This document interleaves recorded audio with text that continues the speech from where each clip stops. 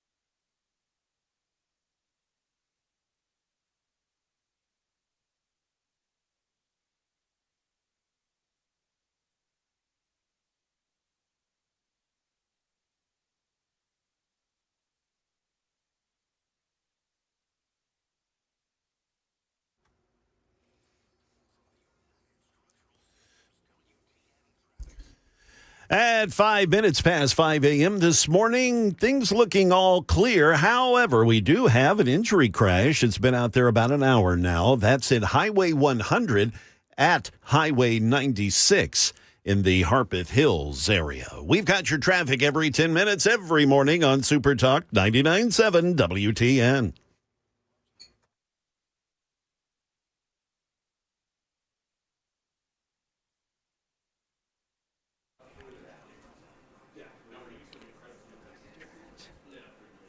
He was trans.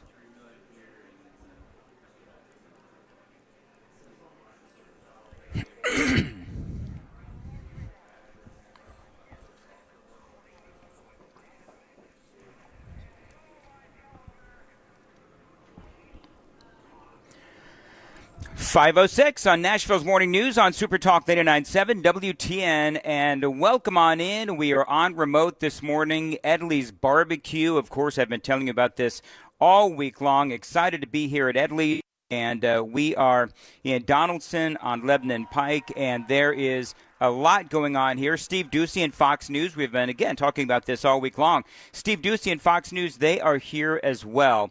And if you want to come on out, there is a lot of fun. There's seats available as well. And the first 100 guests, you are going to get a lot of free stuff. And all of this, of course, is to support the Patriot Foundation. This is a great cause. They support our returning veterans. And you can find out more about them at thepatriotfoundation.org. There is a lot going on. And, of course, the news of the day yesterday, and that does continue today, is the school shooting in Minnesota. The Daily Mail, by way of the Minneapolis Star, I think it is, they have come out with now a chilling memoir that was written by the Minneapolis shooter. Now, I'm going to tell you something, and you folks that have listened to me for a long time know that I'm not necessarily one to say, well, I'm not going to say his name. I'm not going to say his name because that's only going to give that person what he wants. But today I'm going to make an honest effort to not say the name of the shooter, and I'm going to tell you why.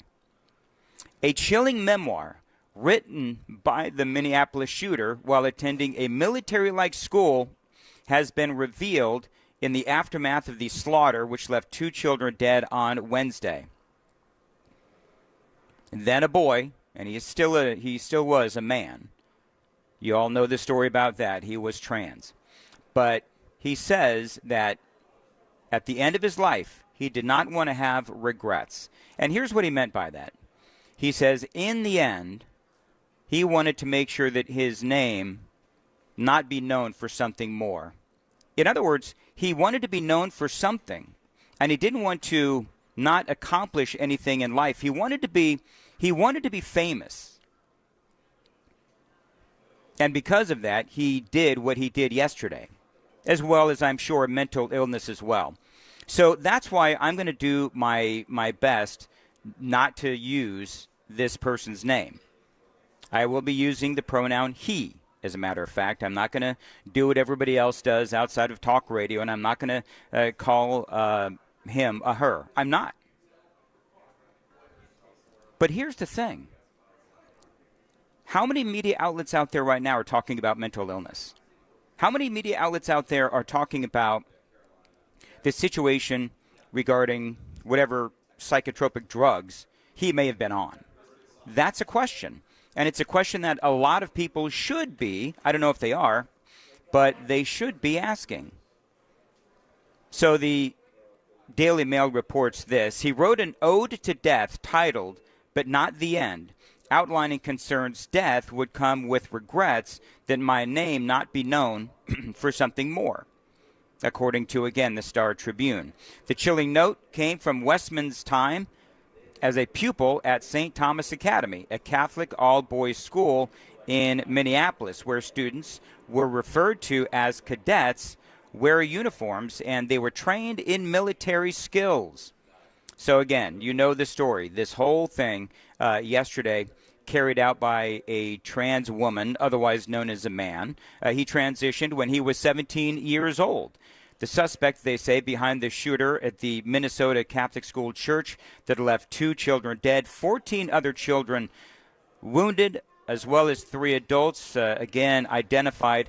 Online videos reveal an obsession, and stop me when you've heard this before, but an obsession with mass killers, as well as an elaborate plan before the attack began. One of the things that he did, and maybe you've seen the videos, maybe you haven't, but a lot of his weaponry, he had written on the weaponry. And so people are saying, oh, what was the motive? What was the motive? What was the motive? Oh, okay, I can tell you what the motive was. It was written all over his weapons. Number 1, written on his weapons, kill Donald Trump. Whole bunch of anti-Semitic messages as well. Another one, where is your God? Racial slurs as well. And so this shooter, he was vile. He was evil. He had also written the names of other serial killers on the weaponry as well. And a lot of the typical ramblings of someone who would do this. So a lot of people this morning, they're saying, well, we don't know what the motive was. It is clear what the motive was. I mean, again, the Daily Mail, I just told you, one of the things that he wanted to be known. He wanted to be known like those other serial killers as well. So that's obviously part of the discussion this morning. A vigil was held last night where Amy Klobuchar and Ilhan Omar spoke. Interesting, by the way, that Ilhan Omar was there, because if you look at any of his readings, you will see that he was incredibly anti-Semitic. So he and Ilhan Omar, quite frankly, have some things in common. So now the question is, what is next? We're going to talk about a lot of this as the morning continues to unfold. I want to play some audio for you. It's 512 on Super Talk 99.7, and I want to play some audio for you. There's a lot of audio that is out there, and Jacob Fry is the mayor of Minneapolis. And let's play this audio cut. This is in the hours after the shooting. Yeah, antidepressants can definitely cause school shootings because it's not. Well, let me put it this way. Antidepressants. That's the wrong one. Yeah, I need cut one. So this is Jacob Fry, the Minneapolis mayor, M-I-N-N mayor, and he is, again, in the aftermath. These were Minneapolis families. These were American families. And the amount of pain that they are suffering right now is extraordinary. And don't just say this is about thoughts and prayers right now. These kids were literally praying. It was the first week of school. They were in a church. These are kids that should be learning with their friends. They should be playing on the playground. They should be able to go to school or church in peace without the fear or risk of violence, and their parents should have the same kind of assurance. These are the sort of basic assurances that every family should have, every step of the day, regardless of where they are in our country. So, a couple of things. Number one, we do love our kids, and we have seen members of the trans community or non-binary people carry out these mass shootings in Maryland, Colorado Springs, of course, here in Nashville, as well as Minnesota. And so, there might be more out there. And so, it seems to me, statistically speaking, that we do have a trans violence problem. You also have Trans-Tifa. Remember, in Texas, you had a couple of those Antifa members who shot at ICE members who were also trans. So, yeah, we do have a problem, and we do need to obviously look at that. Now, whether or not our society actually has the courage to do so remains to be seen. But we do have these examples where trans violence has now killed kids, and now here we are with another one.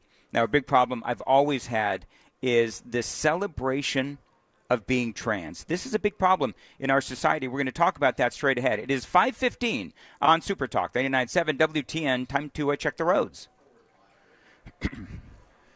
We are still trying to clear this injury crash that occurred about an hour ago. Highway 100 and at Highway 96. Highway 100 at Highway 96. Other than that, things are looking clear this morning. We've got your traffic every 10 minutes every morning on Super Talk 99.7 WTN. Thank you very much. As far as your weather for today, partly sunny and a high of 85. Appreciate you listening to Nashville's Morning News on Super Talk 99.7 WTN. And, of course, there is a lot to talk about here with the shootings in Minnesota yesterday. And there's a lot of information that is and has come to light over the last few hours. Overnight, I was telling you that there was a piece that he had written, this murderer had written, where he said that one of his biggest regrets that he feared that he would have is that he would not really be known in life. His name wouldn't be known for anything. And so I think that's why he did carry out this shooting, which is why I'm going to do my darndest not to say the shooter's name. But we also have clearly a problem in our society because there is this celebration of trans, of putting these folks on a pedestal and making them heroes and calling them brave as opposed to getting them the help that they need. And I believe that clearly they do need help. This guy was 17 years old when he decided to make that transition to womanhood, and his mother and his father apparently both signed off on this, paid $311, whatever it was, to change his identity. So instead of getting him the help that he needed, and clearly he did need the help, they paid the money to change his identity and left it at that. Apparently the parents also had no idea the kind of things that he was posting on social media. He had his own YouTube account, which of course now has been taken down, but all kinds of vile things, a long manifesto where he's talking about all kinds of things that were clearly red flags. And so that, at least to me, when you look at how to stop this, I think we need to focus on mental health, don't we, friends? Don't we need to focus on mental health? And we have to accept the fact that some of these folks who are trans have mental health issues. But apparently nobody wants to talk about that. So this is a big issue. Making them heroes, putting them on a pedestal. The encouragement, we've talked about this many, many times, the encouragement that happens where some of these kids may just be going through a phase. But the reality is that we encourage it. The medical community encourage it. The psychological community, the psychiatrists, the psychologists, they all encourage it. And that is a big problem. Because sometimes they need less encouragement, quite frankly, friends, and more mental health and mental help. Jesse Waters put together this montage of politicians in Minnesota, and he really wanted to drive this point home. This is cut 2. Minneapolis will continue to be a safe haven for our trans community. For being a safe haven for transgender individuals. We have sued them for gender-affirming care. Yes, we are not going to scapegoat our transgender community. When our children tell us who they are, it is our job as grown-ups to listen and to believe them. See what I mean? So instead of getting these kids the help that they need, this is frustrating because we could see this clear as day. We can. By the way, a couple of things. Number one, you had Tim Walz in there, Governor Tim Walz. Maybe you've heard this by now, but do you know that private and Catholic schools, you had Catholic schools and independent schools in Minnesota beg the governor for $50 million in funding so that they could keep their schools safe, make their schools safer. Do you know what Tim Walz did? He said no. Tim Walz said no. So while they're celebrating these kids transitioning from one gender to another, he was completely ignoring that the Catholic schools, and schools by and large, We're asking for $50 million to prevent just what happened yesterday. So he's going to be out there. He was out there last night. He was out there yesterday. He's going to be out there today talking about everything that needs to be done to protect the trans community. What about protecting the schools? By the way, there's a couple of other things as we continue on this morning. You know that they no longer define as a mental illness wanting to transition from one sex to another. This is no longer defined as mental illness. No, instead, it is encouraged in the media, online, again, oftentimes in the medical community as well. I'm going to get a little technical here. Remember the Diagnostic and Statistical Manual of Mental Disorders? Remember all of that? I know that you folks have been hearing me talk about this and others talk about this for a long time. Back in 2013, the medical and psychological and psychiatric community reclassified transgender-related conditions from labeling them as disorders to gender dysphoria to take away stigmas. That's right, to take away stigmas. Being woke, being politically correct, and so on. But in the process, they also took away the urgency to get those people the help that they needed. And that's an issue. And that is something that really does need to be investigated. By the way, speaking of Minnesota Governor Tim Walz, I want to play you a piece of audio. This is Walz on Kids, Cut 3. I'm going to play this piece of audio of the Minnesota governor and what he had to say about not only trans kids, but about the trans community at large. Go. Minnesota ranks the highest per capita for being a safe haven for transgender individuals in Minnesota. And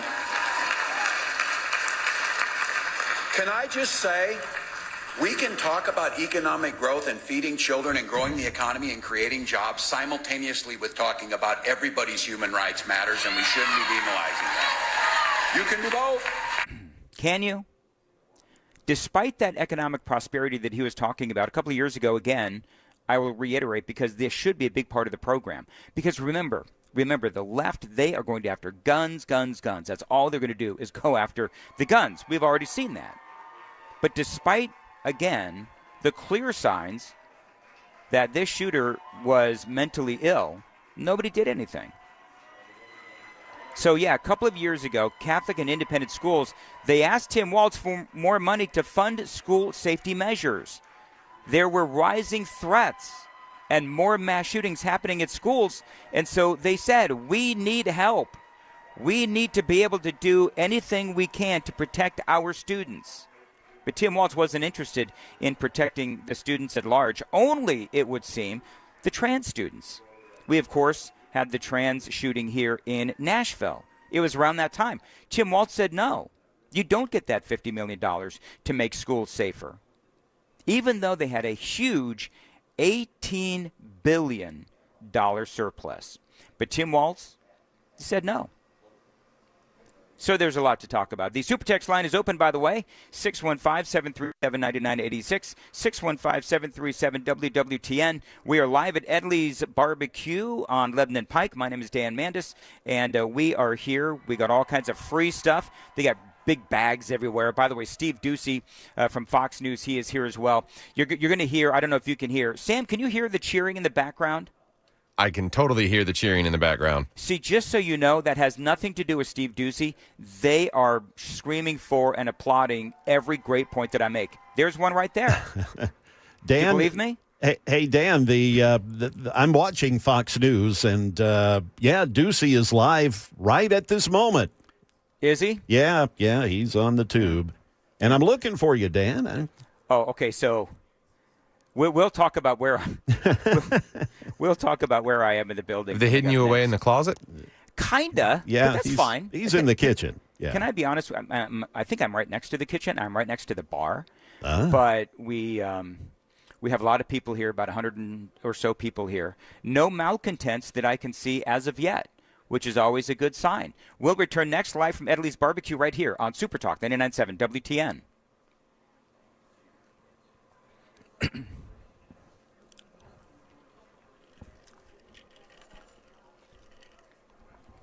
All right. We're in a break, Kirby.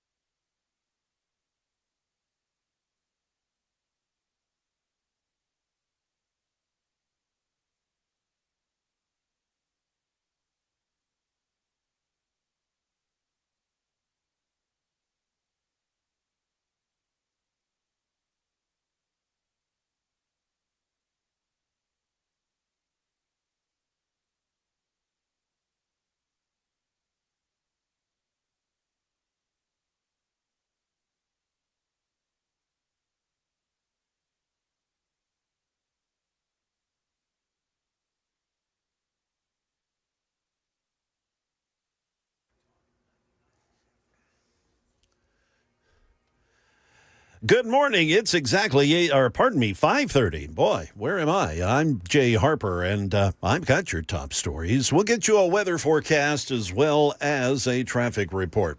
A shooting at Annunciation Catholic Church in Minneapolis, Minnesota yesterday as elementary school children attended a back-to-school mass. The shooter used 3 different guns, firing into the church from outside, striking and killing an 8-year-old child as well as a 10-year-old. More than a dozen others were injured. The shooter died at the scene from a self-inflicted gunshot wound. ABC's Alex Perez is in Minneapolis with the latest. They are reviewing a number of pieces of evidence they've collected from the internet, from online videos that they believe the shooter intentionally posted and intended for authorities to find these things. And in some of those videos, we see things like sketches of the seating area inside the church. There are magazines, there are bullets, and there are other messages that authorities now are reviewing. Now back here in Middle Tennessee, a man was wounded in a shooting near Centennial Park in Nashville last night. Officers were called to a parking lot in the 2700 block of West End Avenue at about 10:15 last night. According to police, the victim was shot in the leg. He was taken to Vanderbilt University Medical Center right across the road. He has non-life-threatening injuries. Officers said one person was detained for questioning and taken into custody. A 14-year-old student at Hunters Lane High School was arrested on Tuesday after throwing firecrackers into a group of students inside the gym. School officials said the student, who's a 9th grader, was found with a second batch of firecrackers that were unlit. No injuries were reported. However, that student was charged with making a threat of mass violence, tampering with evidence, and possession of an explosive weapon. That's the latest news. Traffic and weather are next. I'm Jay Harper, WTN News.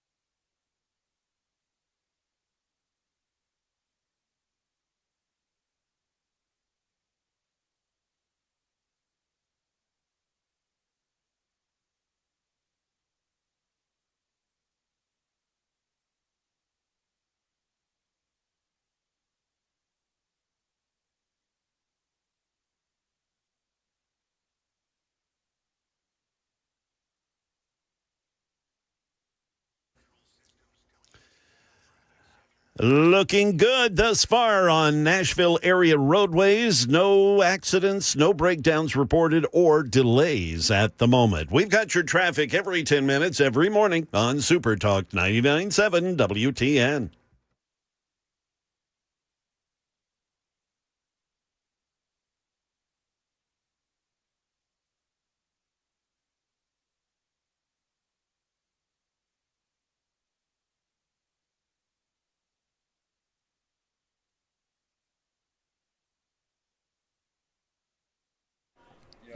.536, Nashville's Morning News on Super Talk 99.7. All right, I got a situation here, Sam and Jay. I can actually see Steve Ducey right there. He's like in front of me, but we're like separated by a bar.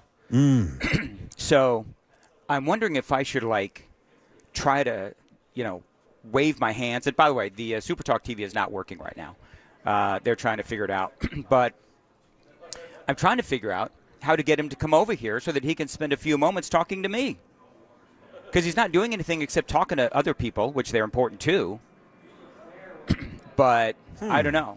So I've dispatched someone to try and get the longest running morning co-host on network television to come on to Nashville's Morning News. Well, Dan, since you bring that Marconi Award with you everywhere, I mean, couldn't you wave that at him, perhaps, and get his attention? I'm sure he would want to speak with a Marconi Award-winning broadcaster.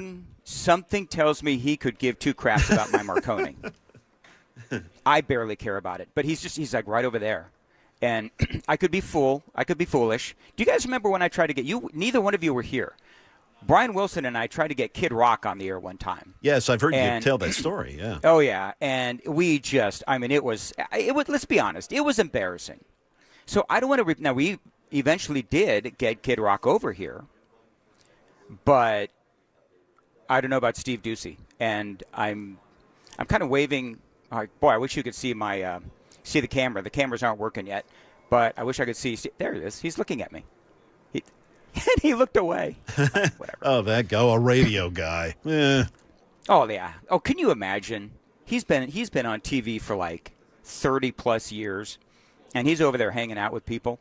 And here's this numbskull local Nashville radio guy that wants to talk to him. He literally just, all right, so here's the deal.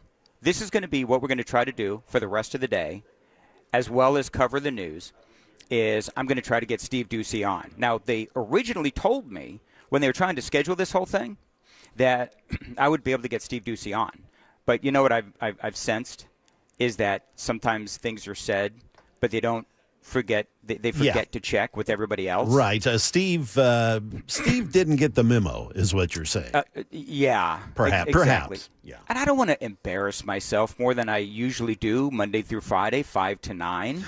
So there is quite a few people here, and more people are filing in.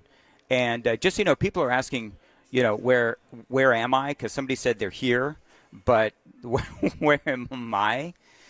So I am in like a back patio kind of now. What is this? Looks like the patio. I'm in the back patio next to the smokers. And so you can. What a terrible place to be. That's fun. It is an awful place to be. But you know what? That's okay. That's okay. Because it's for the I said that Patriot sarcastically. Foundation. It smells amazing. I will tell you the food, the new breakfast tacos that they are serving, they are incredible. Now, I'm only hearing that they're incredible because I can't actually eat any because I can't eat on the air, which is a thing that I've never been able to eat on the air. And so I have to wait till 9 o'clock. And you really got to wait till we have the camera up because I'm sure people want to see you eat the taco. Well, as fascinating as that more than likely would be, I will tell you, thumbs up or thumbs down on the taco promotions person. He's given promotions person, the one person here for WTN who's keeping me company is is giving me the thumbs up. So anyway, come on out if you want to come out. We are at Edley's Barbecue. They do have breakfast tacos. It is their debut. And again, we're all here to support the Patriot Foundation. got to tell you, it's a great cause. What the Patriot Foundation does, they support our returning veterans, educational scholarships, and a whole lot more. You can find details about them at patriotfoundation.org. All right, so let's get back to, unfortunately, the story that I have to cover, and that is the school shooting from yesterday. And we are just know that I'm doing a lot of hand gestures behind the scenes, trying to get Steve Ducey from Fox News to come over here. And you will also be hearing me talking to Sam behind the scenes so that he knows what audio to play, because he is playing my audio this morning. And I appreciate you listening. By the way, Super Text line is open, and I am watching it, 615-737-9986. And Jacob Fry is the mayor of Minneapolis. And by the way, Sam, this is cut 4. Jacob Fry, thoughts and prayers. The Democrats, there is part of what they're trying to do now is they're trying to lambaste and attack the Republicans for talking about thoughts and prayers. Our thoughts and prayers are with the family. Our thoughts and prayers are for the victims. And the Democrats, you know what they're trying to do? They're trying to say, oh, this is nothing but a big lie. So let's play cut 4, Jacob Fry, thoughts and prayers. Sam? These were Minneapolis families. These were American families. And the amount of pain that they are suffering right now is extraordinary. And don't just say this is about thoughts and prayers right now. These kids were literally praying. It was the first week of school. They were in a church. These are kids that should be learning with their friends. They should be playing on the playground.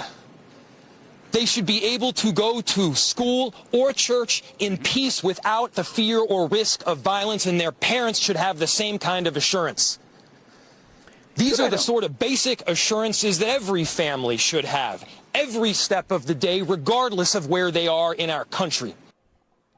So that is Jacob Fry, and there is a narrative out there about the lie of thoughts and prayers. And so listening to him, part of what I thought was, okay, well, fortifying schools might be a good start, Jacob Fry, and also Tim Walz. Armed SROs might also be a good start. And a recurring theme on all of this has got to be that $50 million that Governor Tim Walz refused to grant the Catholic and the independent schools there in Minnesota. A couple of years ago, what they wanted to do, they wanted to, I'm sure, fortify the schools, which is what I always have been calling for. Do you know what else I've always called for? Armed SROs. Do you know what else I've always called for? Early intervention programs. If you see a kid in distress, help him. Don't encourage it. You know, if suddenly your 14 or 15-year-old son is showing signs of mental or psychological problems or distress, get him help. Don't get him a dress. Don't get him psychotropic drugs. No. Get him some help. Have interventions do something. You see, but that all goes back to what I've been talking about before. What I've been talking about before, and what I was talking about, was the fact that we put the trans community on some sort of a pedestal. See, I made another great point, and the people are cheering. They're putting the trans community on a pedestal, when in reality, they need help. They need to figure out what other issues they may have that is leading to them not being happy. So I want to play, here's another cut, and this is cut 5, MSNBC, Thoughts and Prayers, Sam. If we could play that real quick, go right on ahead. This journey. I agree with the mayor. I'm not, as an elected official, you are on the ground with your folks and you appreciate this journey. I agree with the mayor. I'm not, the thoughts and prayers, I'm so beyond that nonsense, the lie of that. Because what we have are people who continue to stand in the way of actually doing something to stop the violence against their own kids. It is amazing to me. We watch young kids die in classrooms and now in church. and all we get are thoughts and prayers. What? Yeah. I mean, that was over on MSNBC. And see, this is what the left, this is their newest narrative. And so, obviously, what they're doing is they're doing what they always do, which is go after guns, blame Republicans, all of that stuff. And part of the lie, they will say, part of the lie of thoughts and prayers is that Republicans are offering their thoughts and prayers, but that's the only solution they will say. That is the only solution they will say that Republicans offer, which is complete and utter BS. Again, Tim Walz didn't approve that extra security for the schools a few years ago, $50 million worth, when they had an $18 billion surplus. But the Republicans have offered a lot more than thoughts and prayers. It is a lie, I would say to that brain trust over there at MSNBC, it is a lie to say that Republicans have brought nothing to the table. The Republicans have brought a lot to the table. It's the Democrats who all they want to do is go after the gun. And I got news for you, is that let's just say that they went after the gun and they got the gun. They got whatever it is that they want. They got all of the red flag laws. They were able to get all of the, quote unquote, automatic weapons off the streets, all of that. Do you really think that these shootings wouldn't happen? Of course they would. Because the United States of America is built on a number of different things. One of them, of course, is the Constitution.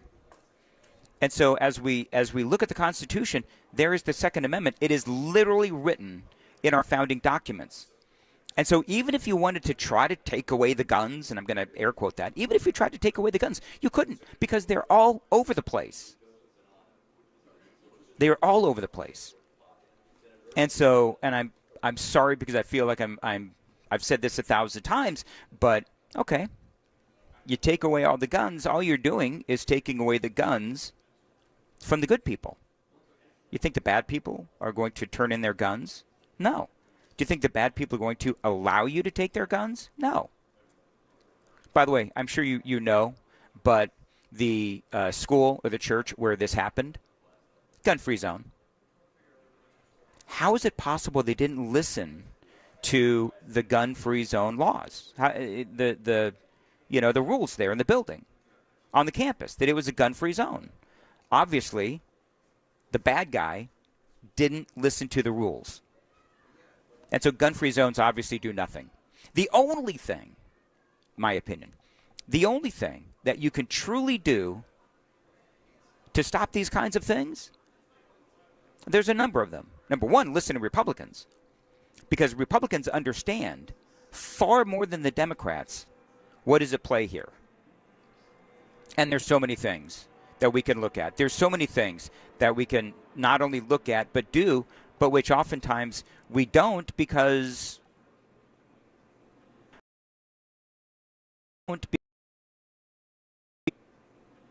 half of America wants to simply look at the gun, as opposed to looking at recognizing and acting on the warning signs when someone is in distress. Again, if your 15, 16-year-old says, thank you, another great point by Mandis. So when your 15, 16-year-old comes to you and says, you know what, I want to wear a dress, and I identify as a girl, get them some help. Fortify the schools. Armed SROs. Stop celebrating the trans community. The Democrats have made the trans community heroes, when in reality we need to be able to figure out why there now seems to be an incredibly violent and murderous wing within that community that does need to be discussed. Really does. The activist medical community as well is also something that needs to be discussed. It is 5:50 on Nashville's Morning News on Super Talk 99.7 WTN. Dan Mandis here from Edley's BBQ on Lebanon Pike. Breakfast tacos for everybody. They've actually now put some breakfast tacos now right next to me, guys. And I don't know if I'm going to be able to not have a bite of those breakfast tacos. I know, everybody, it's tough. But we'll have to wait and see if I'm able to. I will post a picture, though, of the breakfast tacos onto my social media page if you want to check it out. It is Super Talk 99.7, 5:51, and we got the news with Jay Harper coming up at 6. Jay, what do we got? Yes, Dan, of course, we will have the latest on the Minneapolis school shooting as things develop there. And another shakeup in a federal government agency. We'll have that and more at the top of the hour on Super Talk 99.7 WTN.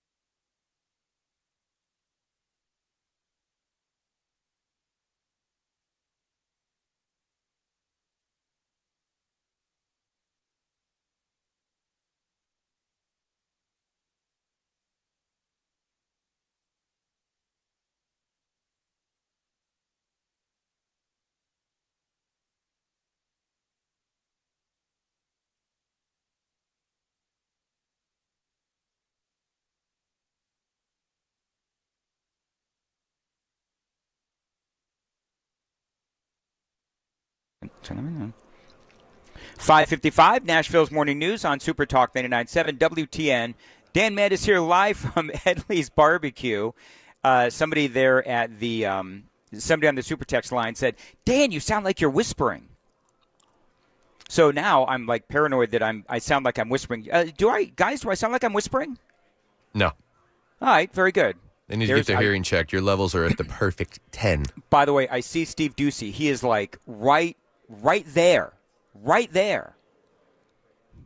And I'm waving my arms to Steve Ducey. Oh, this is so embarrassing. And Tracy Lawrence is there, too. Maybe you can get Tracy to come over. I'm not sure where Tracy Lawrence is. Yeah, he's wearing a ball cap. Is he in here, too? Yeah, okay, somewhere? he was just being interviewed by Ducey. Yeah. Second set of eyes with Jay Harper. Yeah. Yes. Anyway, so we'll continue. So I will tell you that it does feel weird to be, back here behind the bar while everybody else is out there, which is fine. You people that know me know that out of the way is exactly where I want to be. Just out of the public eye. But if I get Steve Ducey on, I need Jay, you to know, and Sam, I need you to know that I will be late for any break that I'm supposed to take, okay? Just so we're clear. Steve Ducey is the longest-running co-host on network television history, and I want to ask him really about his career, but also his son, Peter Ducey, because I'm a big fan of his son too. So I'm looking forward to that. All right, now moving right along. I'm reading all your super texts, and I appreciate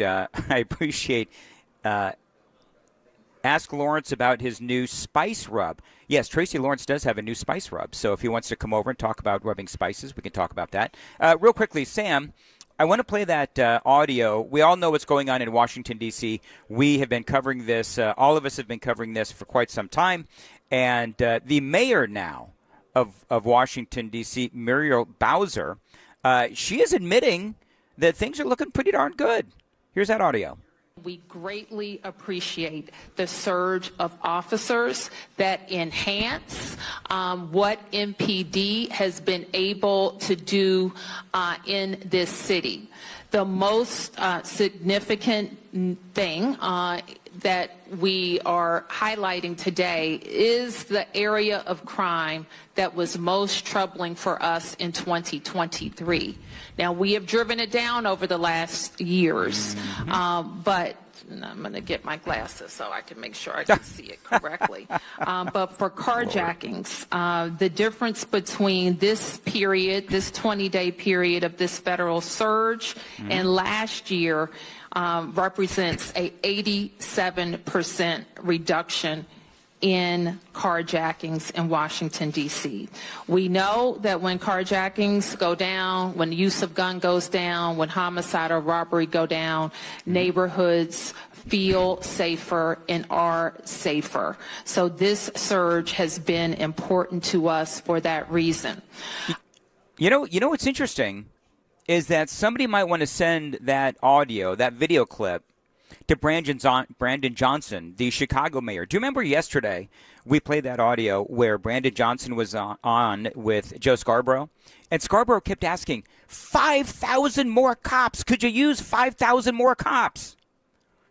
And Johnson wouldn't answer the question. He simply would not say why yes. We could use some more police officers. He simply refused to even admit that. So now you have Muriel Bowser, the mayor of Washington, D.C., who is saying, you know what? Absolutely, yes, we do need more police officers. It did work in Washington, D.C. So there's a lot more to talk about. We do have all the updates on the Minneapolis school shooting and a lot of other topics as well. My name is Dan Mandis. We are live from Edley's BBQ in Donaldson right here. Super Talk 99.7 WTN.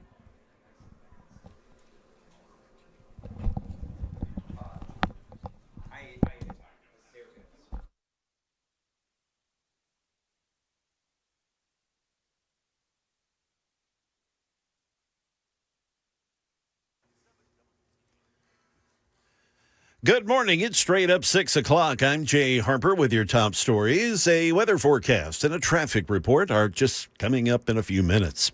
In Minnesota, 2 young children killed in a shooting at a Catholic school in Minneapolis. The shooter opened fire through the windows during the first mass of the new school year. 17 other people were wounded. Here's ABC's Ike Ijachi. Police say Westman acted alone just before 8:30 a.m., shooting through the stained glass windows of Annunciation Catholic School. All we hear is and my classmates all like some of my classmates thought it was confetti because they saw the glass from the stained glass windows flying. I had two buddies, and I told the little one and the other one to just get under the pew if they can, and I said a few prayers. Police say the suspect used a 2x4 to try to barricade the doors from the outside. And now on the political front, a shakeup in the Trump administration. Just weeks into leading the Centers for Disease Control and Prevention, Susan Maneres, director of the nation's top public health agency, is out. Here's ABC's Cheyenne Hazlitt. Maneres's own lawyers say because she, quote, refused to rubber stamp on scientific, reckless directives and fire dedicated health experts that she was, quote, being targeted. And they say Maneres has neither resigned nor received the proper notification from the White House to be fired. And so as a person of integrity and devoted to science, she will not resign. So that leaves us in a showdown of sorts where Maneres has effectively dared the White House and President Donald Trump to fire her if they want to go through with this. But she says she isn't quitting. Now let's turn to the market numbers report brought to you by Beacon Capital Management. They can be found online at beaconcm.com. Here is this morning's Money News with Dave Packer. NVIDIA reported its second quarter earnings after the bell Wednesday of $26.4 billion. That surpassed expectations, but the chipmaker stock dropped on news that its data center revenue came in below expectations. NVIDIA has emerged as a bellwether of an AI boom, accounting for about 9% of the S&P 500. Kroger, one of the nation's largest grocery store chains, is planning nearly 1,000 layoffs. Reuters reporting that in a memo, interim CEO Ron Sargent saying that the cuts will simplify the organization and free up money to lower grocery prices and help them add stores and add hours for store employees. The company's given no indication that these cuts have anything to do with tariffs. It's the third round of layoffs for the chain this year. Shares of Kohl's jumped a whopping 24% Wednesday after the department store beat spring earnings estimates even as sales slowed, which CEO Michael Bender blamed on the economy. Let's go ahead and take a look at the stock futures before the opening bell. The Dow is up 53, the S&P down 1, and the NASDAQ down 19 and a quarter. That's the latest news, traffic, and weather. They're on the way. I'm Jay Harper, WTN News.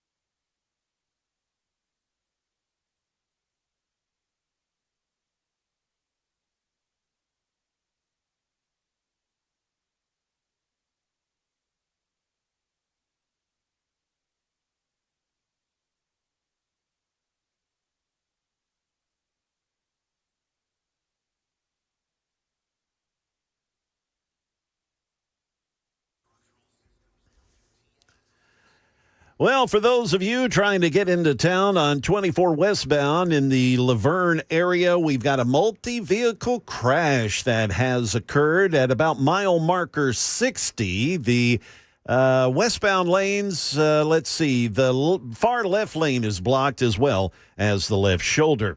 And we are also looking at another crash. This is an injury accident in Antioch, Hobson Pike at Murfreesboro Pike. We have your traffic every 10 minutes every morning on Super Talk 99.7 WTN.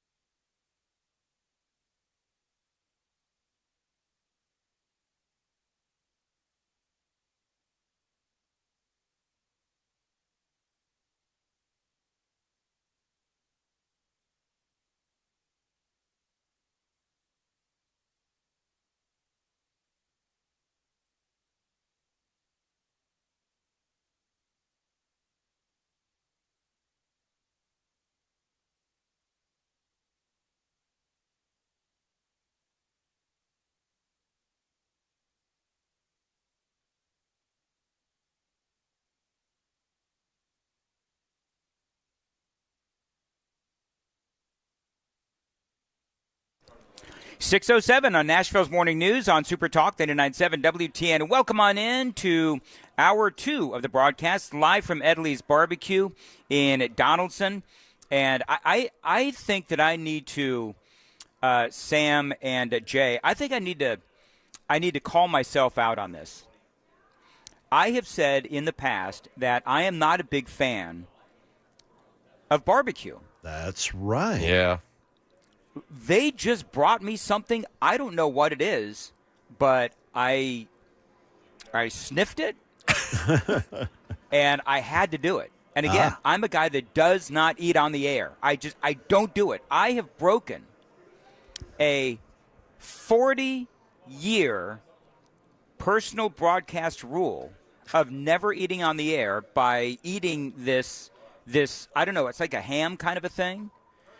But holy mackerel. Oh, this is turkey? Turkey. Oh, thank you, sir. You're talking smoked turkey? Is it smoked turkey? Is that what this is? He's nodding. Oh. So the man who... Yeah, so apparently must be smoked is really, really good. So come on out. Food for everybody. Edley's BBQ. It's on Lebanon Pike. And, of course, I'm here. Fox News is here. We are trying to coerce Steve Ducey to come over here. And I have not, gentlemen, given up hope yet. And so if I'm able to get him over here, then we will blow out the break and have a few moments with Steve Ducey from Fox News. But there's a lot of things to talk about. And by the way, the first 100 guests, and by the way, this place is filling up. First 100 guests is going to get a lot of great stuff. But if you come out, generally speaking, you will get some free food. And by the way, all of this is to support the Patriot Foundation. Now, they support our returning veterans with educational scholarships and a whole lot more. Find details about the Patriot Foundation at patriotfoundation.org. So, of course, we all know what happened yesterday, and this is something that I must obviously talk about this morning. There has been, for you folks that are just joining us, there has been some updates, and so really quickly, because, you know, people are always coming in and out of the radio broadcast, and I got to make sure that I get all of the pertinent new information in. Daily Mail and other media outlets are now talking about this, and I have made it my decision to try not to say the shooter's name today, and I'm going to tell you why. Because I've talked about this before, where for me, when covering these things, I have had no problem with using the shooter's name. In this particular case, I'm going to do everything I can not to. You know why? Listen to this. A chilling memoir.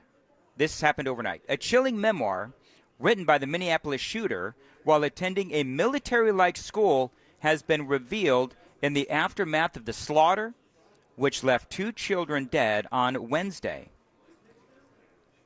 The 23-year-old, then a boy known as Robert, wrote an ode to death titled "But Not the End," outlining concerns death would come with regrets that my name not be known for something more, according to the Star Tribune. In other words, he wanted people to use his name. He wanted to be known for this. And so in my own little way, I'm going to do my best not to use his name. By the way, the chilling note came from his time as a pupil at St. Thomas Academy, a Catholic all-boys school in Mendota Heights, Minneapolis, where students are referred to as cadets, wear uniforms, and they are trained in military skills. And so there is obviously a lot to this story, and I've been covering everything for you this morning, along with some other news. There is the usual talk from the Democrats about, but they're ramping it up now, but the usual talk about, going after the guns and the Second Amendment, all of those kinds of things. I do want to play you some audio from Jen Psaki, Circle Back. And, of course, we all remember Circle Back. And she was on MSNBC, obviously, yesterday. And she had a lot to say about not only, the thoughts and prayers. I spoke a little bit about this in the previous hour. The Democrats, one of the things that they're doing is they're referring to, thoughts and prayers for the family, thoughts and prayers for the victims. They're referring to those thoughts and prayers as a lie, the lie of thoughts and prayers. And I think that what they're really trying to say is that the Republicans refused to, and I'm going to air quote this, the Republicans refuse to act on gun violence. And this whole thoughts and prayers thing, it's nothing but a lie. That's what they're doing. Now, you and I both know that is complete and utter BS, because the Republicans have talked about doing a lot of things to try to curb gun violence, to try to curb mass shootings and trans shootings, which is what this was. Obviously, because you listen to WTN and you know the news, that the shooter, yet another trans shooter, just like we had here, and just like we saw in Colorado Springs, and just like we've seen in other places as well. But nobody wants to look at that on the left. Nobody wants to look at that on the left. This is Jen Psaki yesterday on MSNBC. Cut 12, go. And yet again, like clockwork, half the politicians in our country have little more to offer than thoughts and prayers. That is all they are offering. Join all of us in praying for the victims, was Vice President J.D. Vance's response today. That's what he said. That's it. Please join me in praying for everyone involved, Trump wrote. We have seen this play out over and over again. There is a shooting, then come the thoughts and prayers, and then comes the attempt to shift the focus. This is what always happens.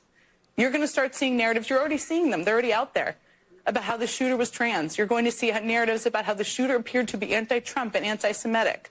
And clearly was in the midst of a mental health crisis. There's no question about that. Appeared? She said appeared. The dude literally wrote something about killing Trump on the guns.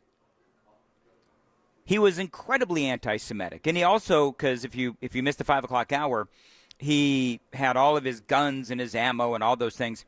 And he wrote on them various messages. And one of them was essentially kill Trump. And there's a lot of anti-Semitic and racial things as well. This guy clearly had a lot of issues. But you'll notice what she said. She said that the Republicans will try to shift the focus. That's what she said. The Republicans are going to try to shift the focus. Well, the reason why the Republicans are, and I'm air quoting here, going to shift the focus is because the Republicans, silly us, we worry about the Constitution. But we also understand that guns are a part of our society.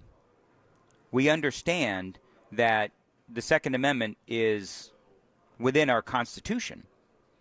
We also understand, unlike the Democrats, we also understand that there are a lot of ways to curb the gun violence. There's a lot of ways to curb violence. And to your point, Dan, yes, Dan. Taking the tool away, the gun is an amoral object, and what you do with it determines its morality. Right. Taking it away, every country that has banned or bought back guns, the knife violence is through the roof. In Australia, people have been slaughtered on the street at a cafe with a machete. Right. Is that better than being shot, I guess? Well, that's exactly right, Sam, and you are right. And, for the Democrats, one of the things that they do is they politicize these things. Obviously, that's what they do, is they politicize the violence. They politicize the death. They will do everything they can to try to castigate and demonize the guns and Republicans, and they'll say the Republicans offer no solutions because the Republicans value the Second Amendment. But the reality is that the Republicans, we have offered far, far more solutions than the Democrats have. Isn't that right? Yeah, it is. Of course it's right. We'll talk about that and a whole lot more straight ahead. It is 6:15, time to check the roads on WTN.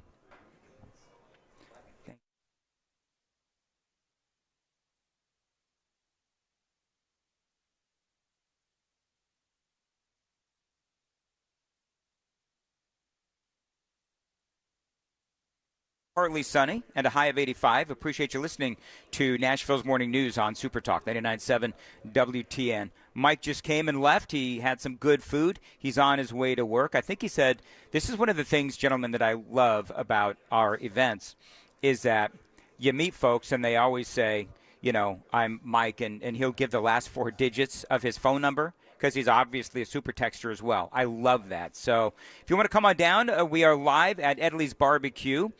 Breakfast tacos for everyone.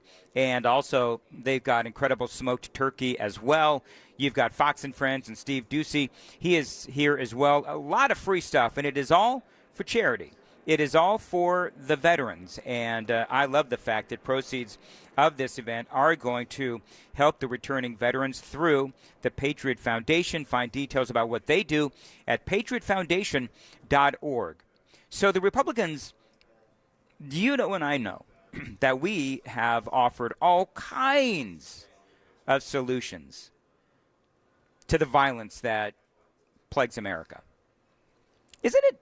Do you know what's so funny, actually, that I just thought about? And then I'm going to play Saki too, okay, Sam? But one of the things that I find funny is that the Republicans, of course, traditionally and clearly these days, the party of law and order, right? And so for the Democrats, do you really think that they want an end to this violence? Not at all. See, that's the thing. What they want to do is not actually look for real solutions that they know will actually have an impact. Fortifying the schools, armed SROs, mental health assistance when they see somebody having issues, a real investigation into isotropic drugs. That's what needs to happen. Will the Democrats agree with all of that? Probably not. Let's play Saki 2, if I could, Sam. Saki 2. But here's the thing. There are trans people all over the world. There are anti-Semitic people, unfortunately, all over the world. And people filled with plenty of political hate all over the world. And mental health issues are not unique to the United States. And yes, we should do more to address them. But it's also an issue all over the world. But this is the only country where shootings like this one happen this often. The United States not only has the highest rate of gun violence of any country in the world, it's become a leading cause of death for young people and teenagers in this country. That should make everybody angry. Well, yeah, what makes me angry, Jen on MSNBC, is that your sole focus, people on the left, is about the gun. Hey, what about the fact, I would also ask, and I bet you Sam could find, I made another great point. Just if you folks are just joining us, every time you see the crowd applaud, it's because I've made a great point. Well, you're bringing my name up, and they just immediately were like, yeah. That's what it is, Sam. Steve Ducey is at the front of the room. And so, anyway,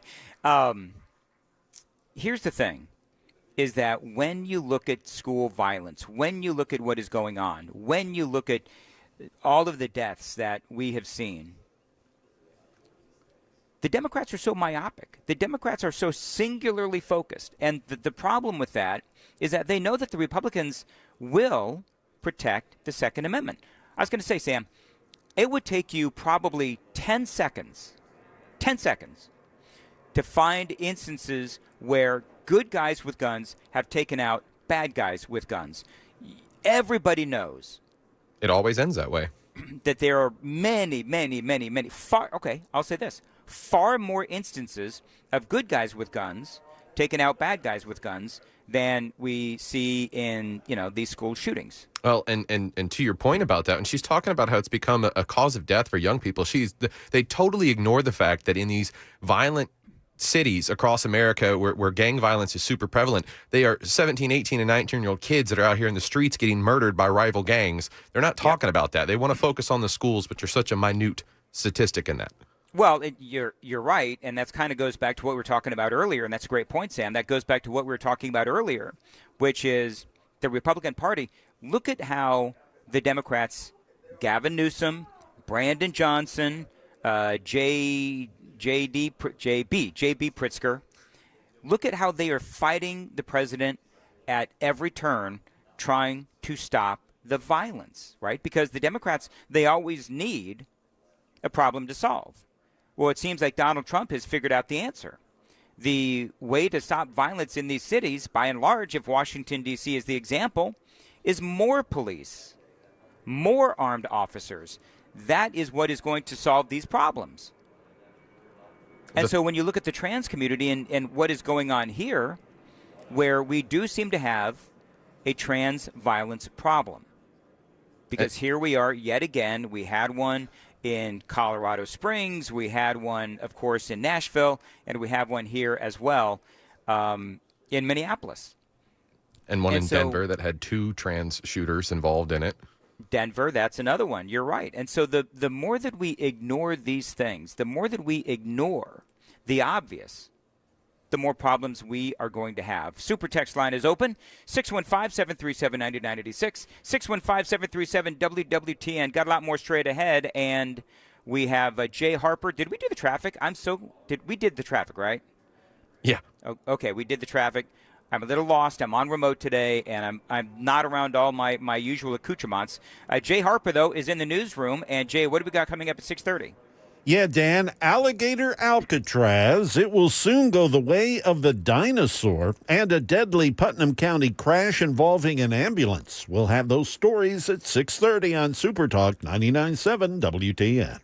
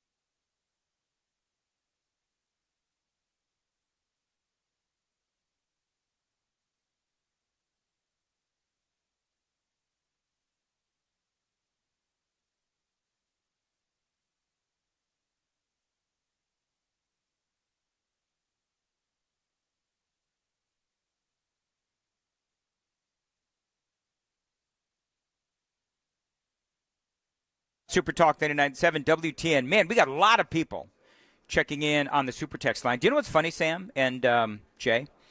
Is that people are texting into the Super Text line and they're saying, Dan, we're at Edley's. Where are you? Yeah. Oh, they have put Danny in a corner. Yeah, I see that. Yeah. They have put Danny in a corner. Like, literally, I'm in the corner. So if you're on your way to Edley's, come on out. And when you come in the front door, make an immediate left. And you're going to see me. I'm in my white hat. And I'm in a corner. I feel like I'm at the kids' table at Thanksgiving. I'm going to be honest with you. That's how I feel. With your smoked turkey. With my smoked turkey.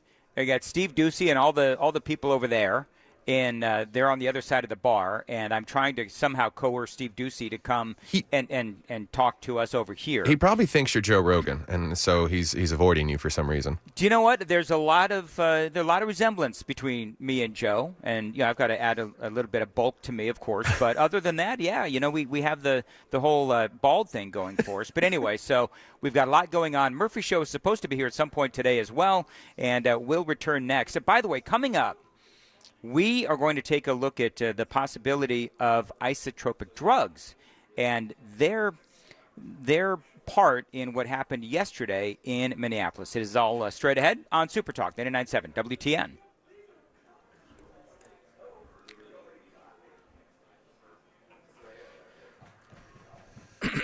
Good morning. It is 31 minutes past 6 a.m. I'm Jay Harper with your top stories. A traffic report and a weather forecast are coming up here in just a couple of minutes. The multi-million-dollar immigration detention center set up in the middle of the Florida Everglades is going to be empty soon. The courts called for its closure, but Florida's governor says Alligator Alcatraz is coming to a close because the job is done. Florida's controversial immigration detention center, dubbed Alligator Alcatraz, may be empty within days, just 2 months after it opened at an estimated $400 million cost to American taxpayers. Governor Ron DeSantis stating the numbers are lower due to DHS deportations. The deportations are continuing. DHS is taking people out of there, and they're moving them out. Last week, a federal judge in Miami ordered the detention center to wind down operations, state officials appealing the decision. Back here in Middle Tennessee, one person is dead and multiple people were transported to a local medical center after a crash involving a Putnam County ambulance and a motorcycle. This happened yesterday morning. According to Putnam County officials, the crash occurred about 10:20 yesterday morning in Cookeville. Officials said a Putnam County ambulance was transporting a non-emergency patient when a motorcycle struck the rear of the ambulance. According to officials there, the ambulance crew and patient were taken to Cookeville Regional Medical Center with minor injuries. The motorcyclist, he was in critical condition and transported to the medical center, and he later died. The Highway Patrol is investigating the crash. Well, a prediction for the holiday weekend. Here's ABC's Ike Ijachi. The FAA is predicting the busiest Labor Day travel weekend in 15 years. More than 320,000 flights are scheduled between today and Tuesday, with today being the busiest day. TSA is estimating that more than 17 million people will be screened over the long Labor Day weekend. That's the latest news. Traffic and weather are next. I'm Jay Harper, WTN News.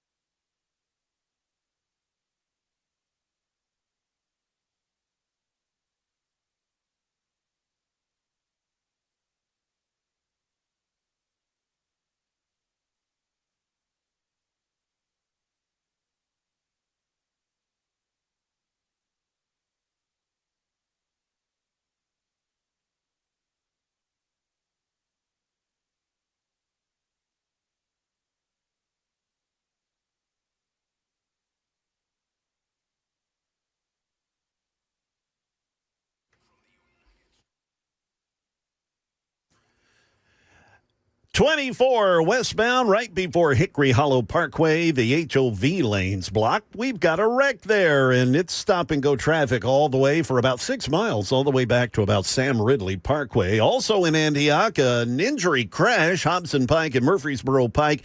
And we also have another wreck, Mount View Road at Murfreesboro Pike. We've got your traffic every 10 minutes on Super Talk every morning, WTN.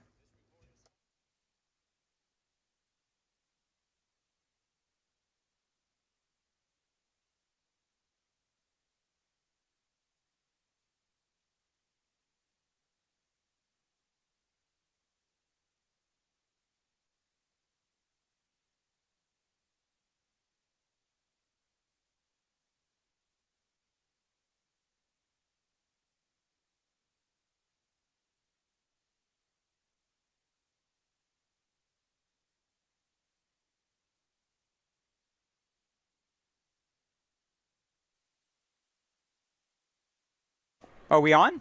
Yeah. Okay. Super Talk 99.7 WTN. Welcome on in to Nashville's Morning News. I don't know, Sam, do we have a problem with the in-house feed, or were we off the air for a minute? No. Okay, so we got a problem here with my audio coming into my headphones. Ah. Okay, whatever. Hey.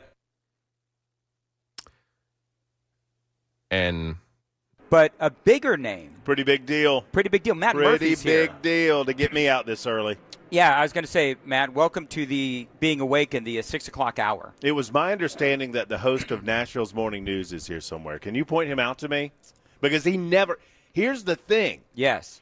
The host of Nashville's Morning News, he never comes out in the mornings. Never. Every so often you get him out in the afternoons. But he never comes out in the mornings. That's exactly right. But they got me out here, and here I am. And here we are. And what a massive crowd that we have this morning. Well, and they clearly understand the hierarchy, right? Yes. That they understand that they can put Steve Ducey in with the masses, no fear. Mm-hmm. But they need to subdivide and separate the real star of the show, and that would be you. Yeah, I needed my space. That's right. And so I have I hear my you. space. I hear you demanded it. I hear it was a part of your rider. Part of my rider? Yes, absolutely. That's right. Yep. You know, green M&Ms. Yep. And you got to have your water positioned in exactly the right place. Can I tell you what really angered me this morning? They put too many ice cubes in my water. Don't you hate that? I got to talk to my agent. Don't you hate it? It is so incredibly frustrating. You can't find good people nowadays. So good people at Edley's, though. These are good folks. This is actually, we're just kidding. This is great. Do you know what's so funny is I actually said, Matt, one time, I'm not a big fan of barbecue. I think you're softening what you said. No. They gave me whatever. Somebody said that they gave me some smoked turkey. And dude, it was incredible. I bet it was. It was amazing. You know what's delicious? Barbecue. Well, maybe they have some brisket I can try, because I know that I like brisket. So I don't presume to know you as well as some, but I think I know you better than others. And may I presume to suggest how all of that went down?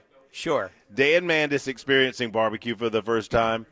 Hey, Dan, do you want barbecue? There's chopped pork. There's pulled pork. There's chicken. And they're going over all of these options, and there's sauce on everything. And Dan's like, just give me a burger. Just give me a hamburger. It all looks too icky for me. It's just very confusing. Mm-hmm. Just give me a burger. Mm-hmm.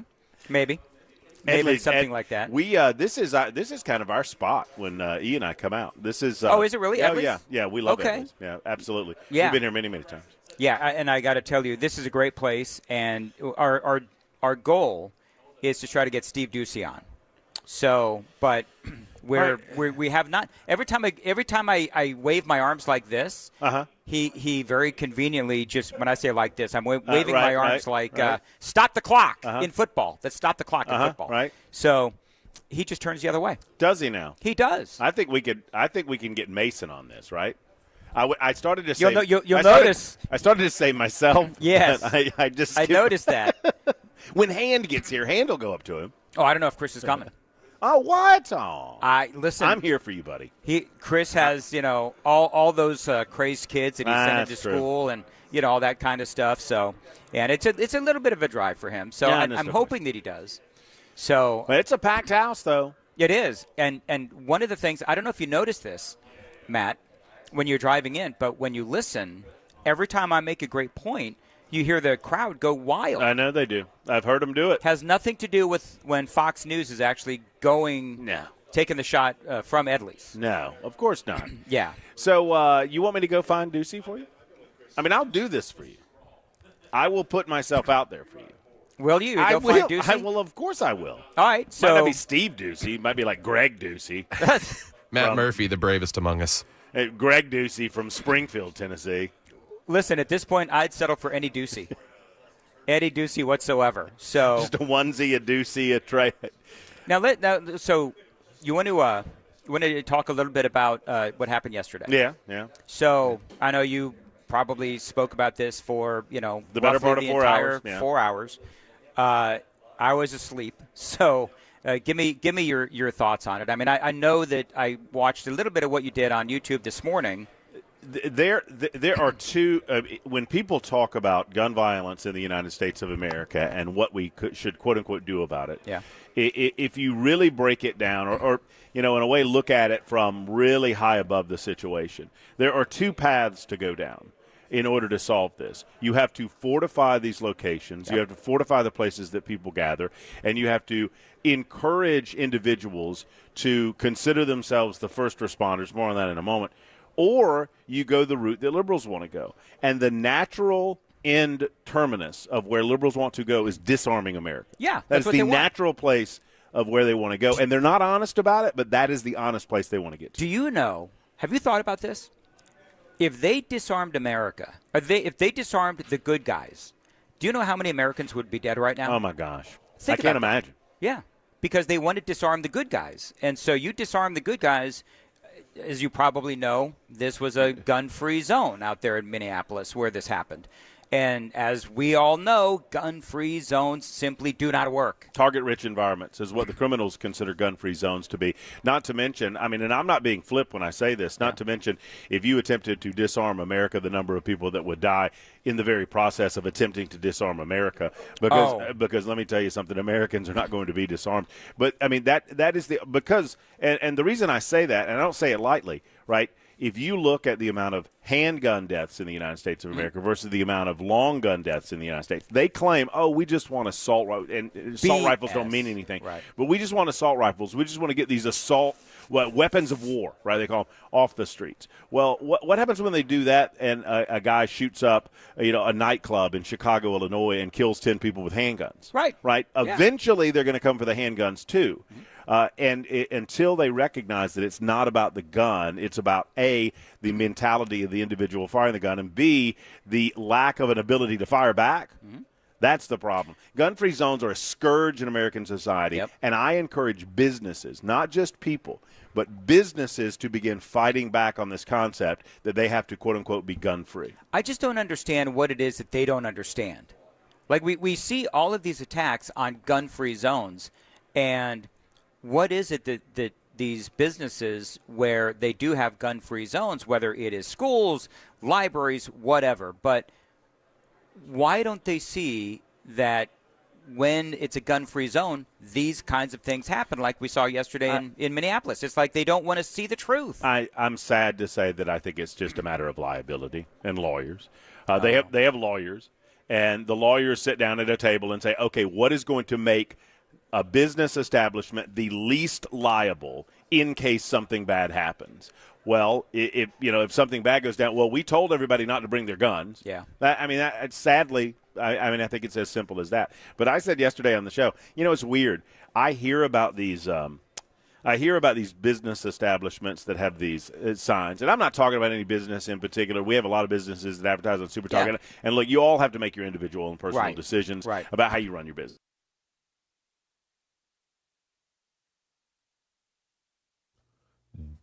Don't know what happened there. I'm waiting for the audio to come back.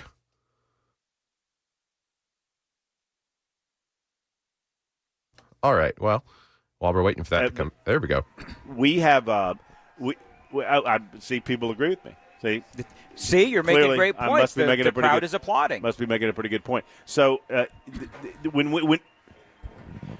we utilize the first responder moniker on our police officers and our firefighters, I think psychologically that puts us in a place, the first responders are coming.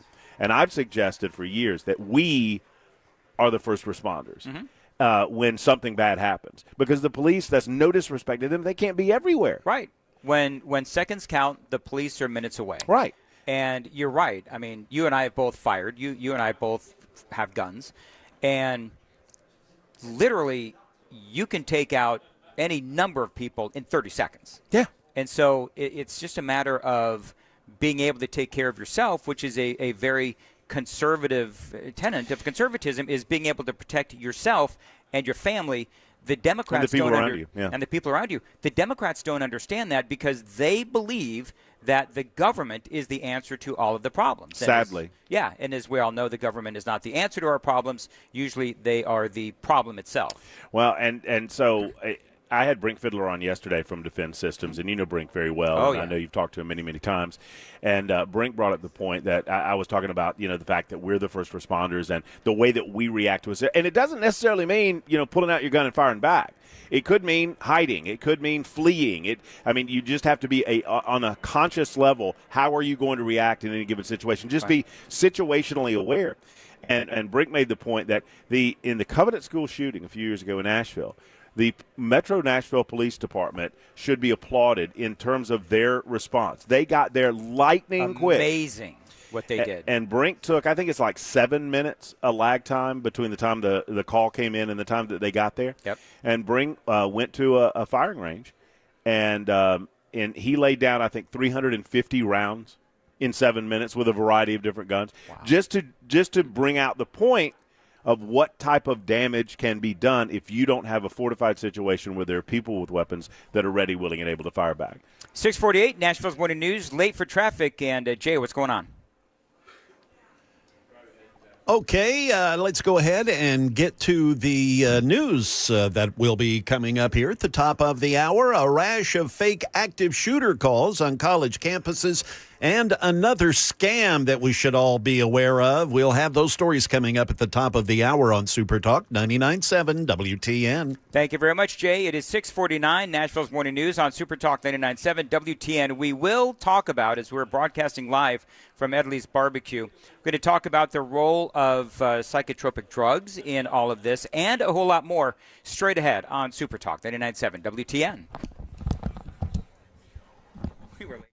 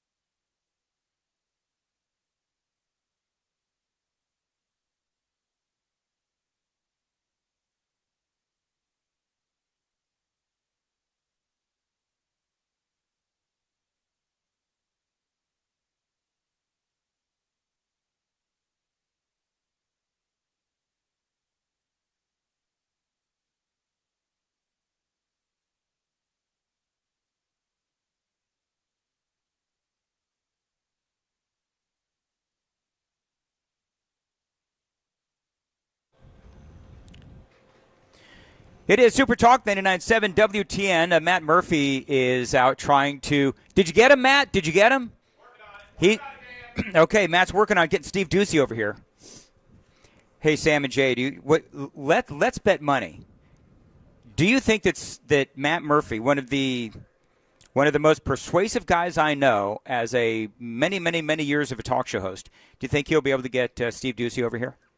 In some form or fashion, yeah. yes. If anybody can, it's Murphy. Now, I do see that Ducey, he is interviewing some folks right now on Fox News. So I guess I see that. It'll be a moment before he's perhaps able to join you. You know what? I should tell Matt, where's Matt? I'm gonna tell Matt to get behind Steve Ducey so that he can get on camera. That would be funny. Oh, yes, all right, please. real quick. RFK Science. Sam, I'm going to play this piece of audio, if you could. RFK Science. I have it down on the list as cut 8. I want to look very quickly at the closer look of pharmaceuticals and mass shootings. There's a great video. Follow me on X at Dan Manda Show. There's a great video that I reposted. It is a discussion between RFK Jr. and the senator from Minnesota, Tina Smith. And a psychiatrist is commenting on the discussion about antidepressants and school shooters. Listen to this. RFK Science.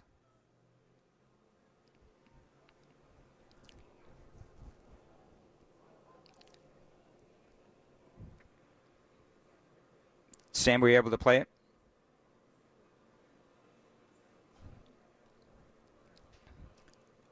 I don't.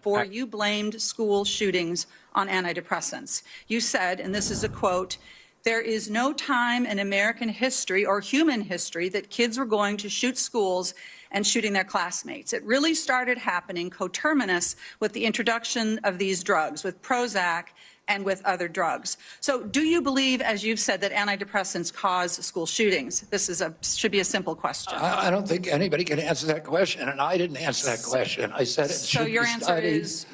I said it should be studied along with other potential culprits, like so they may cause social media. But I don't know. I would never make, because there's no science on that. Well, Senator. there is. So isn't that interesting? Where, RFK Jr. is saying there's no science on this. Do you know what's surprising? There isn't a lot of science on this. So the question is to whether or not these antidepressants lead to violent behavior is one that we always seem to have, right? Now, I always ask, on these situations, and we don't yet know what was going on with this guy from Minnesota, but I do always ask in these situations, what kind of drugs were these folks on, this guy on? And it's interesting because there does seem to be a reluctance to look at all of this. But when you think about the left and you think about trying to find solutions, and by the way, the Republicans just as guilty on this. Because if you look up the connection between, these kind of psychotropic drugs, whether we're talking about antidepressants, whether we're talking about the things that they utilize for hormone therapy and what people that are going through these transitions have to take. How is it possible that we don't have massive studies on this here in America?